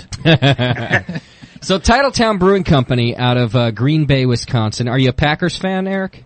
Actually, I'm a transplant. I've only been here about 4 months. Of course, I hear about it on a daily basis, but I have not gotten the bug yet. Okay, I gotcha. And where'd you come from then? I actually came from Rochester, New York, to here. I'm not from there. I'm actually from West Virginia. That was the brewery that I was briefly at until they ran out of operating capital. Gotcha. I think that in your case, brewing, being a brewmaster is a lot like being a DJ. You got to go wherever they're hiring a brewer. Yeah. Like I can't become an on-air DJ on FM radio in San Francisco, but I probably could in, say, Wisconsin, for example. You would do fine. They might let me on the air over there. But you got to move around to where the job is, right? So it sounds like to me, in fact, I'm looking over your resume here, Eric, and you have moved around quite a bit. Yeah, that's an aspect of the brewing industry. It has a lot to do with different things, building experience, learning where in the industry you want to fit. Actually, my brewing career was generally pretty solid, up until I left Indiana, and I went through a series of, let's say, flaky owners. Okay. Is the way to put it. Yeah. But I've landed in a very nice place at this point. It's a very successful 10-year-old brewery that's well known. Oh, that's good. That's good. Now, I'm curious, in regards to flaky owners, I'm wondering how many of them are lazy, or how many of them are just kind of drinking more than they're selling? Mostly they aren't good business people. Is that what's happening with you? Yeah, because, as much as we like to think about the passion and the art and the tradition, it's a business. Sure. And if you can't hold it up as a business, you're not going to succeed. Yeah. No, that makes sense, of course. You can't do both, really. Be a brewer and a business. Run a business, be a brewer. Well, it takes an exceptional person, I think, to do it. We've had a lot of people in here that are brewers and the business guys. That's true. But you got to, you got to dedicate, and you got to have a good brain on you. Yeah. You can't just be a beer guy. It's kind of a well-rounded thing. I'm looking over your thing, your resume here, and I'm seeing West Virginia. I'm seeing school in Illinois. I'm seeing North Carolina. You've worked in. And then obviously New York, you just mentioned that you came from. And Ohio, also. Maryland, Deep Creek Brewing Company in Maryland. You kind of you've been moving all over. Yeah, 3 places in the last year. Single guy? Yes. Yeah. Still, of course. Of course, yeah. That's what I'm thinking. Because the family's like, F you, we're staying here. Yeah. My dog doesn't know where he lives. That's cool. Not for the dog, but good companion to have. If you're going to have any family when you move around like that, just better be a dog. I already got a question for you about Titletown from the chat room. Which is your favorite Titletown beer? Well, of course, I do enjoy all of the things that I am brewing, but I would have to say probably the Rail Yard Ale, which is our Northern German alt beer. Oh, okay. Nice. Brewing an alt beer right there out of the commercial brewery. I like that. Yeah, actually I do too of the alt style. I also do a Kolsch beer all the time. Okay. I don't know of one place up here, of all the breweries around here, that does an alt. I haven't heard one either. Nobody. Sort of rare. Plus, the ones that do them typically don't really understand the style very well, I've found. I've had some really good ones. Bluegrass Brewing in Kentucky makes an awesome alt beer. Okay. I got to ask you just a quick favor, Eric. I got you turned up as much as I can, so if you can just kind of just talk as directly and as loud into your phone as possible. All right, how's that? Oh, that's perfect. That's perfect. Not because the listeners were kind of saying they couldn't get you. Okay. So, perfect. That sounds much clearer. Awesome. Good work. I know it sounded good the other day, so I just was... Do you ferment your alt beer cold, low 60s? Yes, that's one of the things a lot of people don't do, right? To produce such a dry finish in an ale with as little esters as possible, you're going to need to ferment at 60 degrees. Wow. Yeah. And how long do you ferment it? 2-3 weeks, or? It takes 6 days in primary, and typically then I'm doing I do the typical 3-day rest. It's already at 60, so you're okay for diacetyl as long as you just leave it there for 3 days. You don't have to raise it slow. 3 more days of that rest, and then I progressively drop it down to below freezing, and then I lager it for a couple weeks. Nice. Wow. Very clean, I'm sure. Extremely. Yeah. Below freezing. So what do you going down to like 30? Yeah, just right around 30. Right around Sometimes 30. It'll hit 29. Wow. Is that below 30 in a storage tank or your fermenter? No, this would be in the fermenter after I've blown the yeast charge off. Oh, weird. Does that raise your gravity at all? No. No, okay. What does it mean blown the yeast? You mean you got it off the bed of yeast? I just worry about the idea, even at that type of cold temperature, you're arresting a lot of chance for autolysis and bad yeast flavors, but so you gotta it's dump still it. a nice precaution. Okay. It may not be totally necessary, but it's one of those paranoia things I do, I'd say. Sure, and why not if you can anyway? Yeah. Doesn't hurt. It's pretty slick. I don't know. Now, did you graduated from the Siebel Institute of Technology? Do I have that right? Correct, in 99. In 99. This was before they changed their organizational structure. How long is that program? That was the 8-week. That okay. was the what they called the diploma program at that time. Now they do the same thing, except for you do a little class time here, and then you go to Dolmans, Germany for all the lab work and everything else that we used to do here, which is, to me has made it was expensive enough at the time, but now it's really expensive. Right, to have to travel. Great training. I mean, I'm not, knocking it. Siebel's a great thing, but yeah, that really made it out of the reach of a lot of people. I was very lucky to get in just before they devolved. Okay. And does Siebel, when you finish that program, do they help place you and get you somewhere, or what? They can. You're on a file just like any other university or educational institution where it's brewer for hire file, but really it's just like anything else. You have to go out and market yourself. I didn't start out as a brewer. I started a brewing microbiology business. Okay. I did that for 3 years before I became a full-time brewer. Gotcha. It's good background. Yeah. I'm sure that helps. Now, that's one area that a lot of breweries can't afford to get better competency in, building labs and things like that. So they outsource it to regional guys like me. Gotcha. Well, and then getting a brewer who can do it too. That's not bad. Right. What'd you do before Siebel? Just home brewing, or? Yeah, actually, I was in the corporate world. I was a VP of a corporation for 11 years, and at the time I was a home brewer. I started home brewing in the 80s. Okay. And when you were the VP, were you making some good cash then? Yeah, more than I am now. So tell me about that. You just kind of decided, I'm doing well, but I don't like it. I'd rather spend more time brewing. Yeah, well, it was sort of like that. I had a great experience there, and obviously I did well enough to get the position that I did. But after a while, I just determined it wasn't my thing, and it seemed like brewing was my calling for some reason. I'm not quite sure how I came to that idea, but right. I did. I enjoyed what I was doing. I've always been into cooking, so it was sort of, another type of cooking was the way I looked at it at the time. Plus, you were probably drinking when you decided that. Oh, most likely. Yeah. No, that's, I like those stories though, because we've heard them before, and it's not that often, but people who are very successful in something else. It was Sean from 21st. Sean, yeah, who go, I'm successful, but it's not my thing, and you just want to do something else, and I respect that. I respect it a lot, because for a lot of people, it's hard enough just to be successful. Mm-hmm. You know what I mean? And especially successful on a level where you're financially happy as well as, in your job. So to move on to brewing like that, I'd call it stupid, but I envy it. Is what I'm not very change adverse, as you can tell from my resume, but I mean, it's not like I'm a job hopper. I mean, you can see some serious time in different places. Mm-hmm.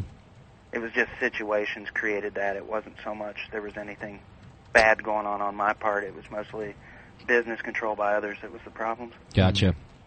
By the way, just a side note, Jamil, who is in the chat room now, says that Elk Grove Brewing, out where he lives, does an alt, and they've actually won 4 GABF medals for it. So we were wrong that nobody in our area does it. Elk Grove. Hey, let me ask you about this one now. You actually took some courses through Weinstefan. Yes. But did you have to go to Germany for that? No, I took that in San Diego. Really? Yeah, and they're doing it again, I believe. I haven't seen the schedule, but I think they're doing it again this year. So they just do satellite courses out here? Yeah, basically. Okay. They call it their grain to glass seminars. Gotcha. I like the name. And then, are you packed in with 500 other people when you go to those things, or are they relatively small? About 120. It Not wasn't bad. too big. Yeah, that's not bad at all, actually. And it gave a nice chance for interchange. And what's the course that you took through that? The course was sort of, it dealt, of course, a lot with lagers for obvious reasons. Yeah. We did a little bit on hefes and things like that, but it was mostly lager, technical brewing, filtration methods, all kinds of things that, a lot of which they don't do in Germany, obviously. Right. But that doesn't change the fact they teach these methods because, they know they're scientifically valid. And were the instructors the same guys from Germany? They kind of sent them out to do the course, or what? Oh, yeah. No, they were the same faculty. They know it, at least. I like that. Yeah. Well, if you're interested, look it up then, I guess. Check out Weinstefan to see if they're doing any courses out here, if anyone's interested. What I'd like to know, because John and I kind of briefly mentioned this just the other day, we were talking about how much we're exposed to a lot of good beer information here, and as are our listeners. And John has to research for every show about our topic and just gets a lot of reading done and is picking up a lot of brew information. And what we're kind of curious about is, do you feel, Eric, like you needed to go to these courses to get where you are and to know what you know? Or can a guy just start reading and do it? You definitely could do it from the start, reading and do it, because that's the majority of brewers in the craft brewing. One of my problems was I had never even taken science courses in high school. Gotcha. I took science courses, but I didn't do anything beyond Chem 1 and things like that. And when I got to college, because I have a marketing degree, other than the core competency courses like everybody else takes, it's not like I took microbiome or biology or anything like that. And I felt really, really shortchanged when it came to that. So for me, I felt it was really necessary, and also look at my situation where I was leaving, a decent job, and I wanted to make sure I hit the ground running in a big way. Right. And I was fortunate enough to, save. I knew I was going to do it about 3 years ahead of time, so I basically saved up my money so I didn't have to work while I did it. That makes sense. That's a good idea. And to get a good background, with me, going to school for broadcasting didn't get me a job. Like I obviously, they don't care that I have that degree, but it did get me started. Like Eric says, it does let you hit the ground running. And I came out knowing how to do the stuff that we're doing here. And if I didn't, well, we wouldn't be doing it, I suppose. It's knowledge. So you do get something out of it. The one thing I can definitely say is if you really want to make it in the brewing industry below the bottom rung of pay, you have to differentiate yourself. And this is true of any industry. Yeah. You have to look in one way or another, either in training, competency, or experience, better than the other guy's resume. Sure. What makes you different? Right. I'll tell you, I know of Morgan, who brews with E.J. Fair here in Concord. What he did to differentiate himself is show up day after day with excellent beer. And finally the guy was like, you know what, I need a brewer, and your beer is incredible. Yeah. Would you do it for me? So even if it means, by differentiating yourself that you can actually brew an awesome product, that's enough differentiation right there. It doesn't have to be a big resume. If you can brew the good stuff. Like, for example, I'm guessing, just call me a psychic, but if Jameel showed up at a brewery with his home brew, people would be happy to have him. Yeah, sure. I mean, all right. He doesn't need a big commercial resume to differentiate himself. Not at all. All right, people want to know about the history of Titletown a little bit. I know you said that it's been around for 10 years. Can you tell us a little bit about that? This started December 3rd, 1999. It was part of, or 96, excuse me. It was part of the expansion push by Wine Coop out of Denver. Okay. And they had been going around to historical renovation areas that they thought had promise, and were taking old buildings, rehabbing them, turning them into breweries based upon the original Wine Coop model, which probably a lot of your listeners are very familiar with. I actually brewed at one of their pubs in West Virginia, which was called Nail City, which is now closed, but they had basically not done a lot of market research, and unfortunately it caused them to divest of them just a little while later. But this one was always very viable. It was one of the first ones that was really viable. And so the ownership that was part of Green Bay just bought them out. Gotcha. And it's still here. What do you think? Is it the location that makes it viable, or what do you think was the difference there? It's the location. It's a very attractive building. It's a train station. If you look on our website, you'll pick all that up. Yeah. Green Bay and just Wisconsin in general is a very large beer drinking state. There's a lot of Germanic and particularly in this area Belgian heritage and some Czech heritage. So beer's just pretty much endemic. That and bratwurst and the Packers. Yeah, right. Bratwurst and Packers, Daniela. Sounds good. That sounds great. Like that, huh? I love that. Good old bratwurst. Nothing wrong with that. Mm-mm. Okay. And there's good quality food, and we have a very welcoming atmosphere. People feel good just sitting around and talking and having a nice ale or lager, and sounds great. It's just a warm place. You can check them out at TitletownBrewing.com, which is also available right on our main page. If you click their icon, you'll find it. You can't miss that. And it is a good website. Lots of information about the beers and Eric and the history there as well. All right, why don't we start talking a little mash with you, if we could, Eric? What we got lined up here, we've done some mash talks before. So we kind of want to get to the nitty-gritty of mash temps and different procedures. And I think a good place to start, and you surprised me with this when I did a pre-interview with Eric just the other day to make sure we were all on the same page. And I thought I would surprise John with it, and he just said, "No, you're a dumbass. That's kind of that is the new thing." And but I thought we'd talk about it because not everyone knows. And what I'm referring to is step mashing versus single infusion. And when I brought it up to Eric, he kind of said, most of the new things are saying that anything other than single infusion, for example, step mashing, is a waste of time as far as efficiency and getting what you need out of the mash.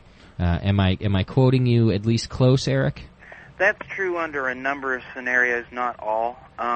When you're using like German Pils malts, although my experience with Durst wasn't like this, but a lot of the other German Pils malts, they're less modified, and step mashing is definitely beneficial. But when you're talking North American malts, that's a big difference between, say, the British malts.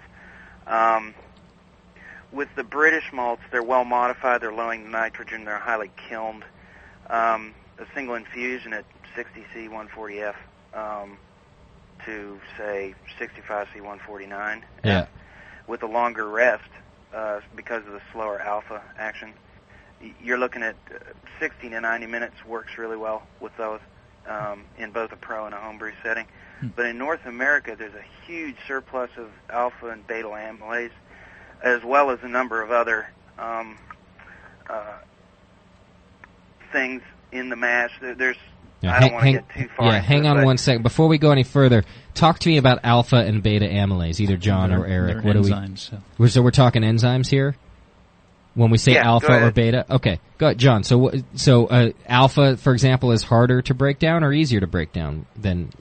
Well, there's a temperature range. Alphas are like the mid 155 to low 160s. Okay. And then your beta amylase are low 130s to 152-ish, And Dr. Scott was talking about this about a previous show, but the beta amylase, they cut away chains of sugars from the ends. Right. They're the hedge trimmers. Okay. He was talking about it. Really good analogy. And the alpha amylase will actually cut them apart into smaller chains, so they can the yeast will be able to consume them later in fermentation. Okay. So they're just nutrients later in sugar chains that are broken down smaller for the yeast to absorb later. Okay. So are we saying that this kind of breakdown doesn't happen so much in step mashing? Well, under modified malts, you need to tweak them with different temperature ranges. Okay. To get the most out of them, to get more enzymatic actual conversion going on in your grains. I see. Basically to help out your yeast later. If you don't do that with under modified malts, you're not going to get that high of an efficiency. But most of the grains today are already modified for you, so you only need to do a single infusion because the work's already been done for you, the grain's already been killed for you, and you just need to do single infusion and let them do their thing. So an unmodified malt would be a grain that's not been killed? The temperature range, I know Eric helped me out with this, but I know that temperature range does play a role with how much enzymes are actually killed, because of the heat. Denaturation. Yeah. Right. Okay. So, I don't know. One thing about the alpha amylase, when it breaks the starch molecule, it's producing a little bit of glucose maltose and maltotriose, but it's really mostly producing dextrins. And they're active up to like 74C, which would be 165? Right. But then they denature. So basically during that whole time of conversion, you're working the alpha side. Beta amylase is what produces a bulk of your maltose, which is what you're shooting for. And the range between them is what you said. It's like 135 to 153. So with these North American malts having so much alpha and beta, they have a big impact long before denaturation. So the higher temperature is desirable. So you're looking at like 145 to 158 at a shorter rest, and sometimes as short as 15 minutes if you have a good mash tun design. That's the kudo on that one. Okay. Now, a good mash tun design, would that be wider? Yeah, wider, shallower. I wouldn't recommend. I mean, you can try it because it's just your typical conversion test, to tell. But you can try that at home with, say, a stovetop masher or taller than wide. But to really take advantage of that type of thing reliably, I think the shallow bed wider is much better to make sure that happens. I do most of my mashes in 15 minutes, but it's because of mash tun design, and I'm using North American malts for the most part. So how wide are we talking? Is your mash tun? My mash tun is about 3 times as wide as tall, so it's a 3 to 1. 3 to 1 ratio. Yeah. Size does matter, folks. Tell you right now. Hey, I tell you, the best way to do this, if you want to use this technique, is a lot of these people are building these manifold coolers, for mashing. Yeah. Well, just buy one 3 times bigger than your batch size, and you'll get the same ratio. Wait. Yeah, I'm not so following. You're going to have a very thin mash bed. Oh, so could you use and less your malt? efficiency will go through the roof. Interesting. All right. It's very easy to sparge. All right, so tell me what a manifold cooler is, and let's start at the beginning. Oh, it's just you take one of those big GOT coolers, square or rectangular coolers. Okay. Most people are buying the smaller one. We'll just buy 3 sizes up. I gotcha. That. All right. So here, Spread the mash out that way. All right, now you're making that. Now that's all right. I got it all in my head here. Now I can see it because that's a great idea. In fact, I was just talking to somebody today during the Blue Show who had built himself a mash setup. And the common thing to do when you're doing a homemade all-grain kit is to take that orange Igloo cooler. You know what I'm talking about, the one you put water or juice in or whatever, and you turn that into your mash tun. Right. But what Eric is saying is now that's a deep and small, it's the common thing. That's what everybody sees. Right. But they make those giant coolers that you see at tailgate parties, right? Those big white Igloos They're big and square that you can just fit a bunch of stuff in at your tailgate party. Turn that sucker into your mash tun. You're still doing the same amount of grain and water, but it's spread out over, 4 times the area of a regular igloo? Now that's an interesting way to make a home mash kit. I have a question for Eric. Do you think the weight of grain on top of on the actual mash screen plays a role with efficiency in your grain? If you were to spread out your grain over a larger amount of space versus volume coming down on the weight, do you get more or less of efficiency? Well, it certainly would affect it. You get more efficiency. Is it just because of you're going to get a more complete rinse? Oh, interesting. There's no way you wouldn't. Okay. It's all about the rinse then, isn't it? Yeah. Interesting. Because in the thick one, right, or the deep one rather, all that malt is, or the grain rather, stacked up on top of each other, and the water has to get from top to bottom of that sucker. But if it's thinner, the water doesn't have to work so hard to get to top to bottom. Right. You can have a very gentle loiter in that way. You aren't extracting tannins and lipids by sucking too hard. Interesting. Wow. So that's sort of a homebrew way to... There's a lot of advantages to that technique. It's not just the change in mash temperatures. Right. Okay. It's also easier, typically, if you've got a good manifold, it's easier to Vorloff through that as well, for the same reason. Okay. I got to ask you just to get right up on your telephone again, if you would. Oh, sorry. Yeah, there you go. Wow, that's interesting. I'd only ever seen the igloo cooler thing, but what a great idea to do the larger one. It like that before. So all of your mash is done in pretty much 15 minutes, you're saying, huh? Yeah, unless I'm doing something special like a Vit beer or something with rye in it, or. Okay. What about I would say if you're going to use, if you're going to start shortening your mash regimen at home, I would not do anything any shorter than 30 minutes unless you're going to try this cooler idea. Gotcha. Okay. But you'd be surprised. I think most homebrewers, as long as they're getting good temperature evenness throughout the mash, 30 minutes, if you can't do it in 30 minutes, something's wrong. Really? Yeah. How long's your mash, John? 60 minutes. 60. I just always done that. But what's wrong, John? I got issues. Well, one thing I want to make sure people understand, the whole idea of mashing is to actually minimize grain contact just to the time that it takes for saccharification. Which is what saccharification? Go ahead and Vorloff it anyway, right? Okay. So you're picking up anything additional there, and by minimizing the grain contact, you're not going to be picking up a lot of undesirables after that point. Because once saccharification is done, the only thing you're going to be doing is clarification, and if you go much longer than that, you're going to start picking up tannins and lipids. Lipids, of course, hurting your head retention. Okay. So saccharification being, as John was just telling me, that's converting starch to sugars. Yes. It's just a relatively quick process? It happens pretty instantly, or what? Well, if you look at, of course you can't do this at home, or I can't even do it, but if you look at grain analysis sheet, you'll see a line in there that says conversion at, and it'll say like 10 minutes. Now, they can do and they do laboratory conversion beyond what we can actually convert because they have stirred vessels to do this with. So it's like stirring it the whole time. They aren't worrying about wort clarity. They're just trying to see how long it takes to convert and what the max is. Okay. So if you look at those sheets, you'll see that spec, and that right there tells you it's, possible. But as long as you, check with your iodine test to make sure you're converted, it's possible to be under an hour. Gotcha. What about color extraction?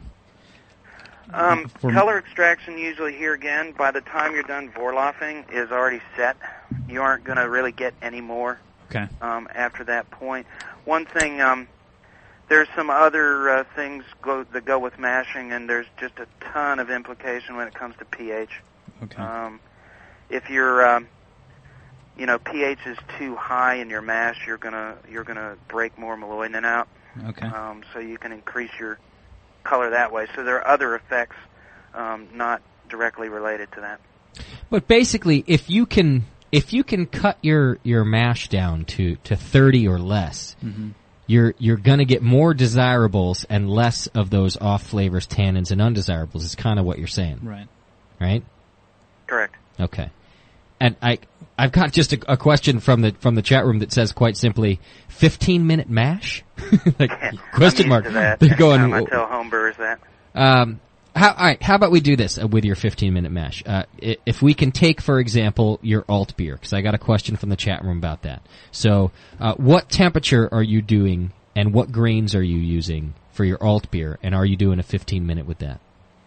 The answer is yes, and it in that particular alt beer, I'm using a particular domestic malt, and usually, stylistically, you use Pils malt in alt beers, but I source a domestic malt that has a value more in line with Pils malt, but it's actually a pale malt, which the advantage to that is lower DMS in it. Since I'm doing the lower temperature fermentation, you're running risks of DMS problems. If you can avoid the Pils malt, you're better off because of the kilning. So in this case, I'm using that and a good amount of 20L Munich and a small amount of chocolate for the color adjustment. It's a very simple grain bill, which is traditional as well. And what temp are you doing that at? That one's at, let's see, I work in Celsius, so that would be 65C. Okay. About 148. Oh, 148. Yeah. Okay. So it's in the lager range of mashing, that particular one. Gotcha. And how I can pull off here, again, the 15-minute on that one, even though it's the lower temp, is my Vorlauf is probably around 30 minutes. So you're looking at a 45-minute total contact time. Wow. Vorlauf is the actual transfer to sparge. Right. That's for clarification before sparging. That's to set the grain bed at an equal pressure and make it run consistently. I don't stop recirculating my wort until it's completely clear. Okay. And you're doing that for 30 minutes? Yeah, roughly. Right around 30 minutes. And then you can enable doing that by shortening the mash, see? Okay, so you do 15... Normally you wouldn't do that if you did like 60 or 90-minute mash, That'd be too long. So it's a 15-minute sack rest, 30-minute recirc, and how do you maintain that temperature? I have an insulated mash tun with covers. Okay. I have like a 1.5 degree drop in that period of time. It's really not that bad. Okay. In the 30 minutes that you transfer it, you're saying you got a 1.5 degree drop? Right. Yeah, in the recirculation stage, yes. Okay. See, I recirc mine for 15 minutes, but I have about a 10 degree drop. Okay. Yeah, that's a lot. You ought to base your Vorlauf not by time, but by clarity. Okay. Because that's the variable. It's not time related, and that'll change from mash to mash. So and that's why it's always by clarity. What do you feel that your recirculation does for your beers? Well, what it does is I'm doing exceptional husk separation. Any small fragments, little bits of residual starch is staying in the mash tun instead of being transferred over the kettle.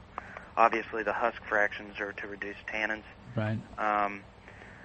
Also, at that point, I'm also starting to get a little bit of protein. Well, a good bit of protein separation, actually, for a mash.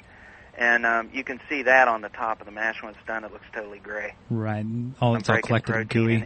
And, the less of that at that stage that you put into the kettle, the better off you are. Okay. All right, let's... how about let me back up for a second and just get a little more basic. And what is the difference, and especially on a homebrewer level, between single infusion and step mashing? What are we talking about here?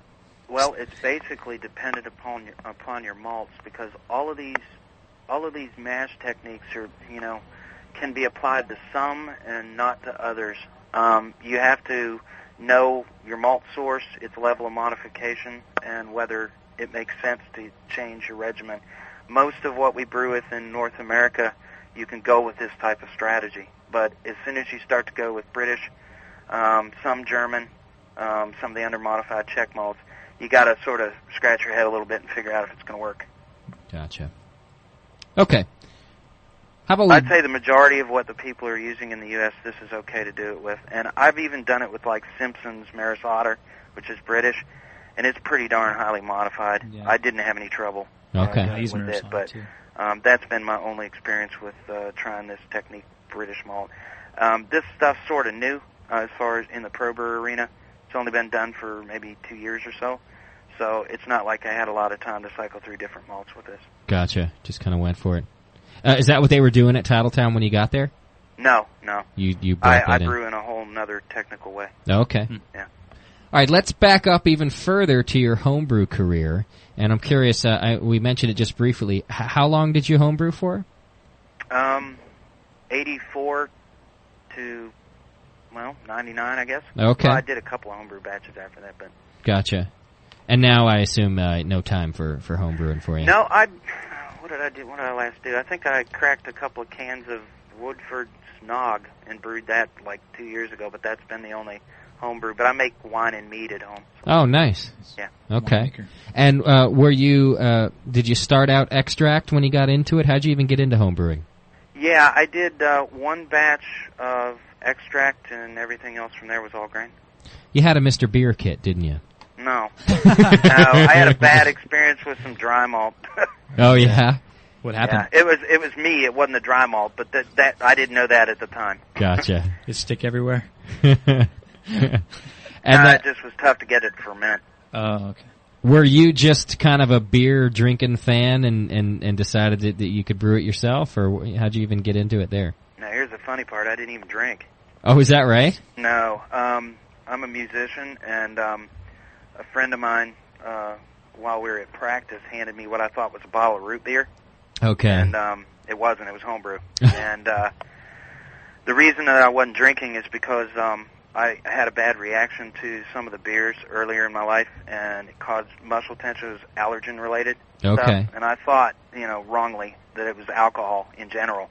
So I just sort of stopped drinking. But I see. I went ahead and drank that one, and it tasted good. No reaction, so that was it. That's what got me started. Gotcha. And you're like, sweet, I can drink now if I just brew it. Yeah, but now it's all over with because they don't put the additives and preservatives and everything that they did in the beer at that time. So gotcha. Now I've found there's all kinds of things I can drink. You can drink whatever you want. As you're telling that story, I got real sad for you. I was thinking, God, what a dark period in Eric's life when he couldn't. It really wasn't that bad of a thing because in West Virginia at the time I was legal to drink at 18, and because it was a 3-2 state, there was only Michelob, Budweiser, and Pabst available, so it's not like I was missing out on anything. Okay. Yeah, you weren't missing out on anything. In fact, I kind of wish I was allergic to it back then, so I wouldn't have had so much Natural Light and Pabst. That was a terrible thing. All right. And so then you moved on to, you were doing all-grain brewing as a home brewer also? Yeah, okay. I eventually built a Pico system, so I was doing one-barrel batches on my back porch. Oh, gotcha. One-barrel batch. Nice. One barrel. That's great. Wow. I want to do a one-barrel batch. Party at Eric's. How much is 31 gallons? It's 31 gallons. Yield. My brew kettle is 45 gallons. Holy smokes! That's what you need, Jay. Yeah, I went from 0 to 100 real fast. What kind of burner did you have on your back porch to boil that much? I had natural gas, 3 natural gas jet burners, like those ones you see at the takeout walk places. Yeah, that basically make you deaf if you're back in the kitchen, like a jet taking off. That's great, man. Your neighbors I are like caramelize any work. Neighbors are going, what the hell is he doing over there? Just making some pasta, folks. Don't worry. John, you want to ask and answer that question from the chat room there? Yeah, what do you think is best to use, a false bottom, copper manifold, or a stainless steel hose braid? And I would say a false bottom because there's more surface area. Yeah. With the whole point to that process is to get a clean wort, right? You're going to draw from more areas of your grain bed, mm-hmm. Versus a stainless steel hose braid, which might come from just one central area in your mash tun. Okay. So you're going to leave behind a lot more residual sugar from your grain. Okay. So the copper manifold. What's a copper manifold? Someone basically solders together a copper manifold, and they drill holes in it, and it's inverted upside down, so the holes are upside down, and they're drawn through that. But you're not drawing from the whole area of your grain bed. You're drawing from those holes where you actually drill through. I see. So if you had that big igloo cooler we were talking about earlier, you'd have that filled up with the copper manifold in the bottom, the square shape. Okay. So, hey Eric, they want to know what's the name of that Pail 2 row that you use? It's not available to homebrewers, unfortunately. Oh, what's the name anyway? If you don't mind. It's Cargill. Cargill? Mm-hmm. Okay. The only one you can get at the shop there is what, Maris? Yes, Maris Otter. That's the English Pale. Yeah. Great Western 2-row and Durst German Pils. Great Western is the American 2-row you guys have? And we have Great Western American Pale, too. Okay. Yeah. Gotcha. Gotcha. All right. I think we're going to take a quick break, Eric. Are you still with us? Can you hang out for a minute? Yep. Okay, good. Because I got some more questions for you, and fortunately I have to pee. So I'm going to drink a little more of my King Cobra. Yes. Take a quick break. The number here, which isn't going to do you any good until we're done chatting with Eric, is 888-401-BEER. If you got any follow-up questions to come in after we're done, we'll probably be on air for a few minutes after we get off with Eric. Also, join us in the chat room because it's the best place and the easiest place to ask questions. Daniela is there to take them from you, and you can do that. Right, Daniela? Mm-hmm. Why are you looking at me like that? Because. Daniela's on her... Shut up. She's on her time of the month. Yeah. I told you not to talk about it. Are you yelling at all the chat room users? It's the Brewing Network. We'll be right back. We're with Eric Watson of Titletown Brewing Company from Green Bay, Wisconsin. And now, back to three guys with absolutely nothing better to do. The Brewcasters on the Brewing Network. Woohoo! What's wrong, Daniela? Why are you shaking your head at me? Because you're bad. They tell me to rip off your nuts. Why? What did I do? What the? Wow. You're bad. Here, drink some of this King Cobra here. They're calling you a stupid American. You still with us, Eric? Yes, I am. All right, good. It's amazing. No technical difficulties today. I thought for sure I was going to hang up on Eric a good 2 or 3 times today. Yeah, I just jinxed myself, right? The phone system's going to explode. How's right that compressor looking? Yeah, we're probably only broadcasting through the right channel. I ought to check that. Yeah. Let's see. Ah, it still looks good. Good. Everything's good. Eric Watson from Titletown Brewing Company is with us on the phone right now, and they're out of Green Bay, Wisconsin. You can check them out at TitletownBrewing.com, or just click on the link right from our page. You can find them that way, too. I want to give you listeners in the chat room a heads up. We won't be doing it by phone today, but we will do it via chat room. We are going to play Stump the Brewer, so get your questions going. Eric has been nice enough to donate a T-shirt, so the first person to stump Eric Watson gets a Titletown Brewing T-shirt. Probably won't take long. Yeah. First question. Yeah. So get your questions, and as soon as you send them in, Daniela will pass them on. Man, I'll tell you what, that King Cobra really. I was buzzed there for a little bit. Well, what I mean is that gassy thing you guys were talking about earlier really backs up in your esophagus there. You know, highly carbonated. I'm trying to speak over here, and I got nothing but gas, but backup. You know what I'm talking about, Daniela? I know what you're talking about. She's so angry today. Look at her. She's pissed. Eric, a lot of times what our listeners like to get out of the commercial brewers, I don't know if it's possible to do on the fly. It's okay if not, because you could possibly just send it to us. But we love clone recipes. And especially because we couldn't get your beer out here in California. Do you think you'd be able to give us a clone recipe or one of your beers that we could do something of the sort? Okay. Even if you just kind of send it along and let us do it, John can convert it so that we can get one of your clone recipes posted on the forum. That'd be cool. Where can you find Titletown? Is it only right there in Wisconsin? That right now it is, but in the spring we're building a production brewery. It's a 5,800 barrel facility for distribution purposes. Wow. Yeah, it's one of the reasons I was brought on as well. Oh, okay. Wow, you guys are really growing then. Oh yeah, definitely. So you're going to have more than just you brewing at that point, I assume. Yes. Well, I also have a staff here.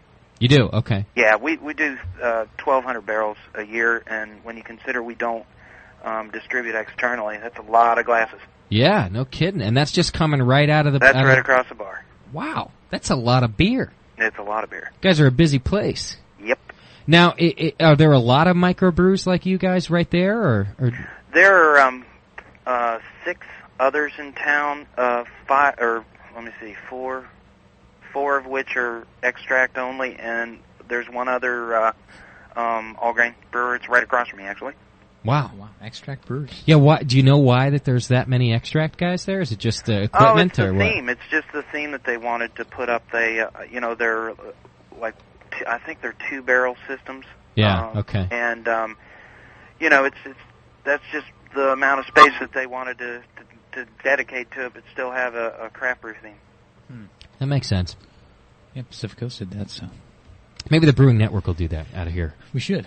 Just have you do it, you know? Thanks. Little BN Brewery. That'd be cool. All right, I got to stump the brewer for you, Eric. You ready? All righty. All right, let me ask you this first, though. There's another question. Do you distribute at Lambeau Field? No.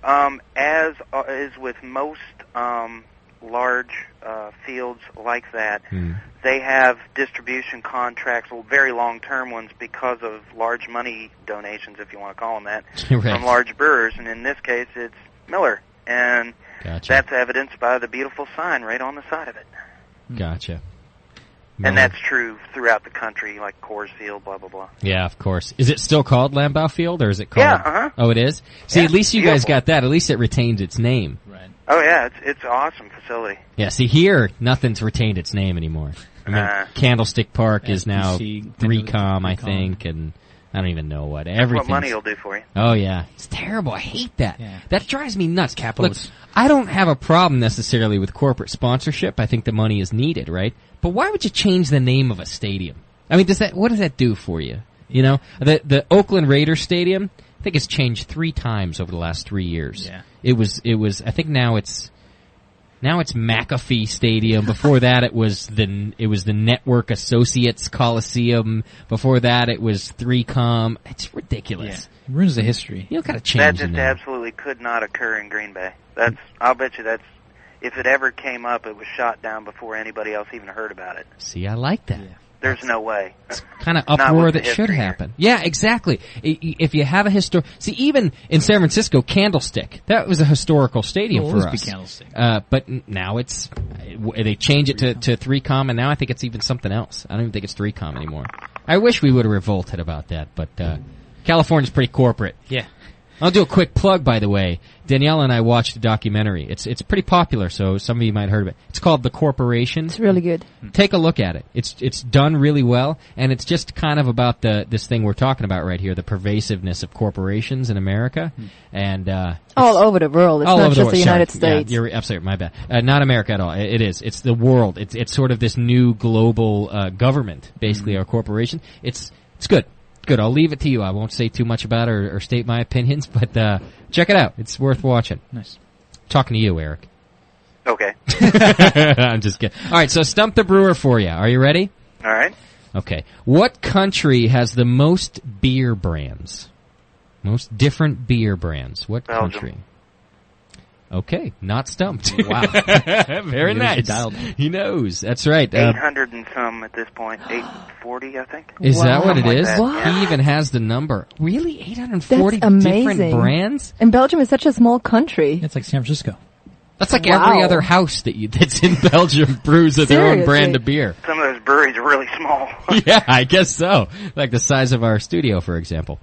Really small. All right, so you're going to have to send us another Stump the Brewer question. That's the only one I got. Are you writing more down now, Daniela? Okay, good. John, what else you got as far as mashing? Anything that we didn't cover you want to make sure we get to? We could talk about, I don't know, how to calculate mash efficiency or type of grains. I tell you, pH is so key. It's almost as important as the temperatures. All right, talk to us about that. The goal for pH is what, 5.1 to 5.5? 5.2 to 5.3. 5.2 to 5.3. Yeah. The reason is you want to ensure the best enzyme activity, okay, and that way you'll result in good extraction, fermentability, improves your lautering, increases your work quality, and prolongs your flavor and physical stability. Okay. Beer. And I do have, what I did is because everybody was always talking about alpha amylase and beta amylase, those are the obvious ones, but just to show you how important it is, there's one's called lipase, and its optima is 5.16 to 5.5. Lipoxygenase is 5.06 to 5.4. And this one I never get right. Carboxypeptidase, yeah, that's right. 5.2 to 4.86. So you can see why 5.2 to 5.3 is perfect. And what do you do to get your pH there? You got to be adding stuff, I assume. Yes, I use phosphoric acid. Okay. And what I do is I adjust the brewing water based upon the target that I want in the mash tun. I'm typically coming, it depends. If there's dark grains, it's higher because that has an acidification effect, but I'm typically coming in at about 6'5" or so, and I pretty much always am like 6'3", 6'3", right in, or 5'3", excuse me, 5'3", 5'3", For your darker. And then you want, another thing that a lot of people forget is you want to make your sparge water the exact same pH of your boil. So you want to be sparging it at 5'3" as well. That way it's virtually impossible to extract tannins. Now, when are you taking these measurements? Because, all right, first of all, I'm not mashing, but here I'm thinking about it, and in your case in particular, you've got a short mash, 15 minutes. But let's say John's case, he's doing it in about 60. When are you checking your pH? Before you actually put that water in the mash, or once you've got it all in the mash? When are you adjusting? The answer to that is yes. What I do is I pre-acidify my dough-in water to that value. You do, okay. 6.5, or it just depends. If there's dark grains involved, it's going to be a little higher, maybe 6.7. Okay. And then I dough in at about halfway through just to check everything's going okay. I'm checking the pH pretty much the whole time. All right. I've got a pH probe that sits in my mash tun. I can read it whenever I want. And you might add right to your mash tun if you have to. If I'd never have had to do that, and I really hate the concept of doing that because you have what are you going to do if you go over? Right. You know? Yeah. And then, of course, the answer is you add calcium carbonate. Well, what if you do that wrong? By then, you've screwed the mash up so bad that it's pointless. Sure. So I always try to do it so I don't have to adjust the mash. I never have had to. I think the highest I ever got was maybe 5.4, which is still pretty damn good. Chat wants to know if the phosphoric acid changes the taste of the beer. No. We're talking a really small amount. I'm talking like 300 milliliters in 640 gallons of water. I mean, you'd have no... It's tiny. I mean, now, the real answer is, I answered it from the thought line that they're saying that the acid is a flavor perceptor. Yeah. That's now, to add to the other side of that is it increases the flavor of your beer dramatically. It's much better by keeping it on that acid side. I gotcha. Because of stability. Right. And work quality. Okay. How do you heat the water? This is also from the chat. To get a good pH. Well, pH is not related to heat. That's what I thought too. I was kind of confused about the question. Now, what I do, and I'd recommend anybody to do this, particularly in a high carbonate area, slowly heat your water up over time. That way you drop the temporary hardness out, and then you can siphon the water off top of that. Then you don't have as much hardness issues in your mash. What about... John, read that question and tell me what that word says. It says heat, doesn't it? It does say heat. How do you heat? Danielle, what, I got to get you start typing things instead of writing them out? Stop writing in Deutsch. Shut up. Eric, does your... You can do it yourself, seriously. Little family feud here. Go ahead, dear. Does your grain affect your pH at all? Oh, of course. That's why... What about base malts? I'm depending upon the grain to lower it the rest of the way for me. That's why I'm doughing in at a higher pH, but I end up with by the time I mashed in, I end up with a targeted pH of about 5.3. So your water coming out of your faucet, what's that pH at? It varies. Right now I'm reading between 7.4 and 7.8. And then you adjust your water at that point with phosphoric acid. Correct. And you lower that to 6.3, 6.5? 6.5 to 6.7. Okay. Here again, it's grain bill dependent. Okay. And then when you dough in, it drops a whole point on you? Yeah, it'll go right down to 5.3, 5.32, right in that area. Oh. That's another reason that I don't need an acid rest. Because the only point of an acid rest is for low calcium content and roasted grains not being part of the grist. Right. But if you're adjusting your mash with acid, what do you need an acid rest for? True. I got another stumper for you. All right. You ready? A new hybrid of Hallertau hops are available from what southern hemisphere country? Oh, God, geography's not my strong suit either. Southern hemisphere. Probably the only country doing a new hybrid of Hallertau anyway. Because the one in California is or Oregon rather, is an older hybrid of it, so. Southern hemisphere. I know that there was something going on in Australia. I'll tell you, you're close then. It's New Zealand.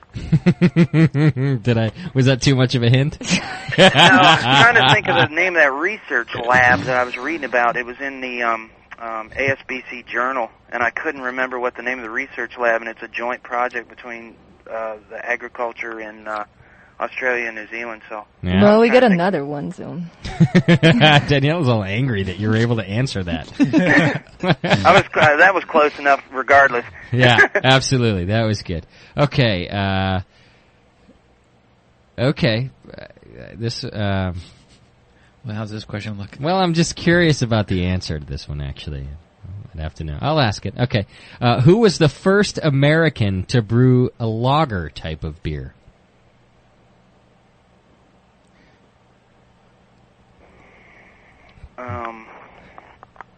Wow. I told you that it doesn't matter how many you get right. I get you eventually. First American. I probably know it. I'm not grabbing it at this moment. All right, you got me. John Wagner in 1840. And no, I didn't know it. There's more information. Okay. He had a small brewer in the back of his house on St. John Street in Philadelphia. Okay. Mm-hmm. And he brought the first lager yeast to the United States from a brewery in Bavaria. Is that right? Mm-hmm. I bet he stole it. You know, and what was the date? 1840. 1840. I would argue that is being completely true because the reason is the California Common yeast strain was originally of a lager heritage, and it dated back farther than that. Farther than that, even. Yeah. Gotcha. Okay. Well, but it's from it's a technical thing. Yeah. Okay, well, but let's say the question is from the listener who finished his Cobra. Is that right? Okay, hey, he gets it no matter what. He actually could remember that. You better send him an extra large, I think. I got a feeling. The fact that he thought up the question. Is that Jaws in the chat room? Yeah. I think he wrote it down. Okay. Jaws in the chat room has just stumped the brewer, and you will receive a Titletown Brewing t-shirt. Eric's going to send it to you himself. You just need to email me, justin@thebrewingnetwork.com. Email me what size you want. Although I've got a good idea myself. Go ahead and email me the question that you asked so I have some authenticity, and I'll pass it on to Eric, and he'll send you a Titletown Brewing t-shirt out of Green Bay. So that's cool. Hey, I have to put a footnote on that. No, he is right. And it's simply because they wouldn't have known it was a lager yeast when they brought it over for California Common. Yeah? Oh, that's so true. He's right. Good point. Completely. Nice work. Nice work, Jaws. Good question. I like it when they are really like good, you know. That was a great question. Sometimes we get just impossible out there questions, but that was impossible maybe, but not out there. With this in his belly. A quality question with a full King Cobra in his belly. Exactly. And it wasn't the same yeast strain either. Yeah, that's a sound mind right there. I think my last question for you, unless John's got anything lined up, is have you been drinking tonight? And if so, what were you drinking, Eric? I had about 10 ounces of Johnny Blood Red, which is our Irish Red Amber Ale hybrid. And that's been it. That's been my whole day's consumption. Not bad. Not bad. Do you? I was waiting until we got done with this, and I'm going to go home and take care of that. Attaboy. Do you keep beer on tap at your house? No, not presently. I don't. I have a beer engine that I typically have a cask on, but being only here 4 months, and I haven't even started my cask ale production yet, which will be starting in the middle of December. Gotcha. I haven't had the opportunity to de-mothball my engine, so that's usually what I have on if I have anything. Okay. Very nice. All right, and you say also that you do brew at home meads and wines, huh? Yes. What kind of wines you like to brew? Yeah. I'm partial to Merlots, Malbec, and I do some like Chilean Chardonnay. Where do you get? Right now, I have a raspberry melomel going. Nice. How long you been doing that? Wines, what, this I mean. one? Wines in general. Oh, around 10 years. Okay. Well, maybe a little less than that. Maybe 8 years. You do it just for the ladies, don't you? You're a single guy. You can't just offer them beer all the time. No, actually, I don't let them have it. I got them about something cheap. You're like, hey, there's a box of wine on the counter. You can have that. $2, yeah. Awesome. Yeah. Oh, man, I told you guys about the time I got drunk on boxed wine. Sulfites, man. Yeah, headaches. Worst hangover ever in my life. Yeah. I don't even know what I was thinking. You ever been to these places where they have wine on tap? What? Yeah. Place I got my burrito from last night, which I like to do a good, once a week or so. Used to be more than that. They got 3 different wines on tap. They pour your glass of wine from I don't think it's in a keg. I think it's in a bag. Oh my God. It's a bag of wine. They just put it right on the tap handle. Yeah, they're giant bag-in-a-boxes. Yeah. The restaurant I was at in Indiana had them. It's bad news is what that is. Hey, the best on-tap thing I ever ran into was when I was in Mexico. I went to a brew pub that made tequila. Oh, and they had it on tap. There should be a law against having a tap that opens and tequila comes out. Yeah, you're right. I was in trouble real fast. Because it was light, medium, and dark, and of course I had to sample it all, and it was happy hour, so it was 2 for 1. Oh, yeah, you were done. Where in Mexico was that? That was below Cancun. Okay. Yeah. That's bad news is what that is. Yeah, I decided that's just wrong. That shouldn't be done. Yeah, true. Oh, man. All right. Hey, Eric, I really appreciate you calling in. I know I mentioned it to you earlier. I just wanted to remind you and the listeners. You're our first full call-in interview, and the first brewery we've had on the air out of our region. And we're happy to have you. I think you got a lot of good information to give out. I'm glad you had me. Yeah, it was a lot of fun. If you ever need me again, give me a call. We will. We'll do so, and even better than that, there might be a day where we just show up on Titletown's doorstep, and I expect at least a half a pint for free. Yeah, I'll have your King Cobra. Yeah, just keep one in the fridge for me permanently. I can't get it here. I'll find the equivalent thereof. That'll do. I won't know the difference. And if it's not peppery enough, just dump some in there. Really, thanks again, Eric. I had a great time with you, and appreciate you on the show. Awesome. Great. Thank you. Cheers. All right. That's Eric from Titletown Brewing. You can find him at TitletownBrewing.com or just link right from our site. He'll be up there for another few days. And hoping to taste that beer someday, actually. I think it sounds like a real good brewery. Next week. If anybody wants to email me directly, I can give you the email address if you want. Yeah, do it. Give it out on the air if you would. This is real hard for you guys to remember. craftbrewfreak@yahoo.com. There you go. Perfect. craftbrewfreak@yahoo.com. Are there any other questions in the chat? No questions. The chat just wants to thank Eric for his nice words and for being an awesome guest tonight. Okay. Awesome. There you go. Hey, I really appreciate it again, Eric. Thanks a lot. Well, thank you. I will send you an email this week with the shirt you got to send out, and I'll be talking to you real soon. Okay. All right, buddy. Thanks. Bye. So there you go. Titletown Brewing Company. Happy to have our first out-of-state guest. That was interesting to talk to a microphone the whole show and not see anybody. Yeah. I know our sound quality isn't always great, but I think it came through, at least, the volume might not have always been perfect, but at least it wasn't, we've had some worse calls where it's all distorted and whatnot. The line is open now. You got we'll probably be on the air for another 5 minutes or so. So if you got any last, comments to add, 888-401-BEER. Happy to take your call. Nothing else to give away, so I'm not going to bribe you to call us. You just have to call. We could definitely do a sequel on your own. Sharp guy With Eric. Yeah, he's got a lot. Really knows a lot about the science of brewing. Yeah. So, business side too. I'm not ashamed to say I got lost there a couple times just because he knows what he's talking about. Yeah. But good, a couple of really key moments in the conversation that I liked there about the doing that giant mash tun. Yeah, it was great. I like that for a home style, mash tun.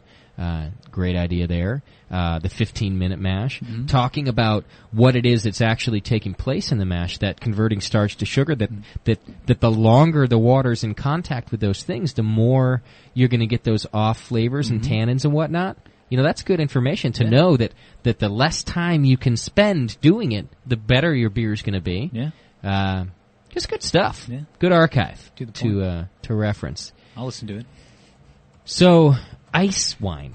Just wanted to mention again real quick. This Canadian ice wine. I think it's only a Canadian product for one. Okay. And these guys, we went to a winery We weren't lost, by the way, Daniela. I just wasn't sure which street to turn on exactly. And he would not allow me to ask anybody anymore. No, I know, I'll find it. The male complex. I know, it's so bad. God. I was driving. I just pull over like this. All right, I'll get you quiet. All right, let's do it. Yeah. So we go into this place to do some tasting. They start talking to us, just about the ice wine because we wanted to try it. And yeah, they wait for it to be -8, right? And they do it in the middle of the night. And here's the thing. Most wineries, even these Canadian wineries, they won't bother with doing the ice wine because the same grapes that you do ice wine with, you can do a great Cabernet with, okay? But a Cabernet is easy to do. You're not risking wasting all these grapes. But the ice wine, when you go out and it's -8 Celsius, if the temperature changes or you don't get it all done in one night, like for example, like you gotta pick it and press it all in one night. If you don't get that done while it remains at that -8 temperature, you're wasting an entire crop of good Cabernet grapes. No wonder it's $70 a bottle. That's right. That's why they up the price, and that's why a lot of wineries don't do it. But this particular one did do it, and we realized why. It's good. No. I mean, it's real good. You don't, like I said, you don't drink a glass of it. You have a little like a port glass of it. Well, not only are they monitoring like the Brix level, they're monitoring now temperature. Yeah. Exactly. Mother Nature. Yeah. I mean, that's good luck. Yeah. And that's why it's so expensive too. Yeah. Because it's a very risky thing to do.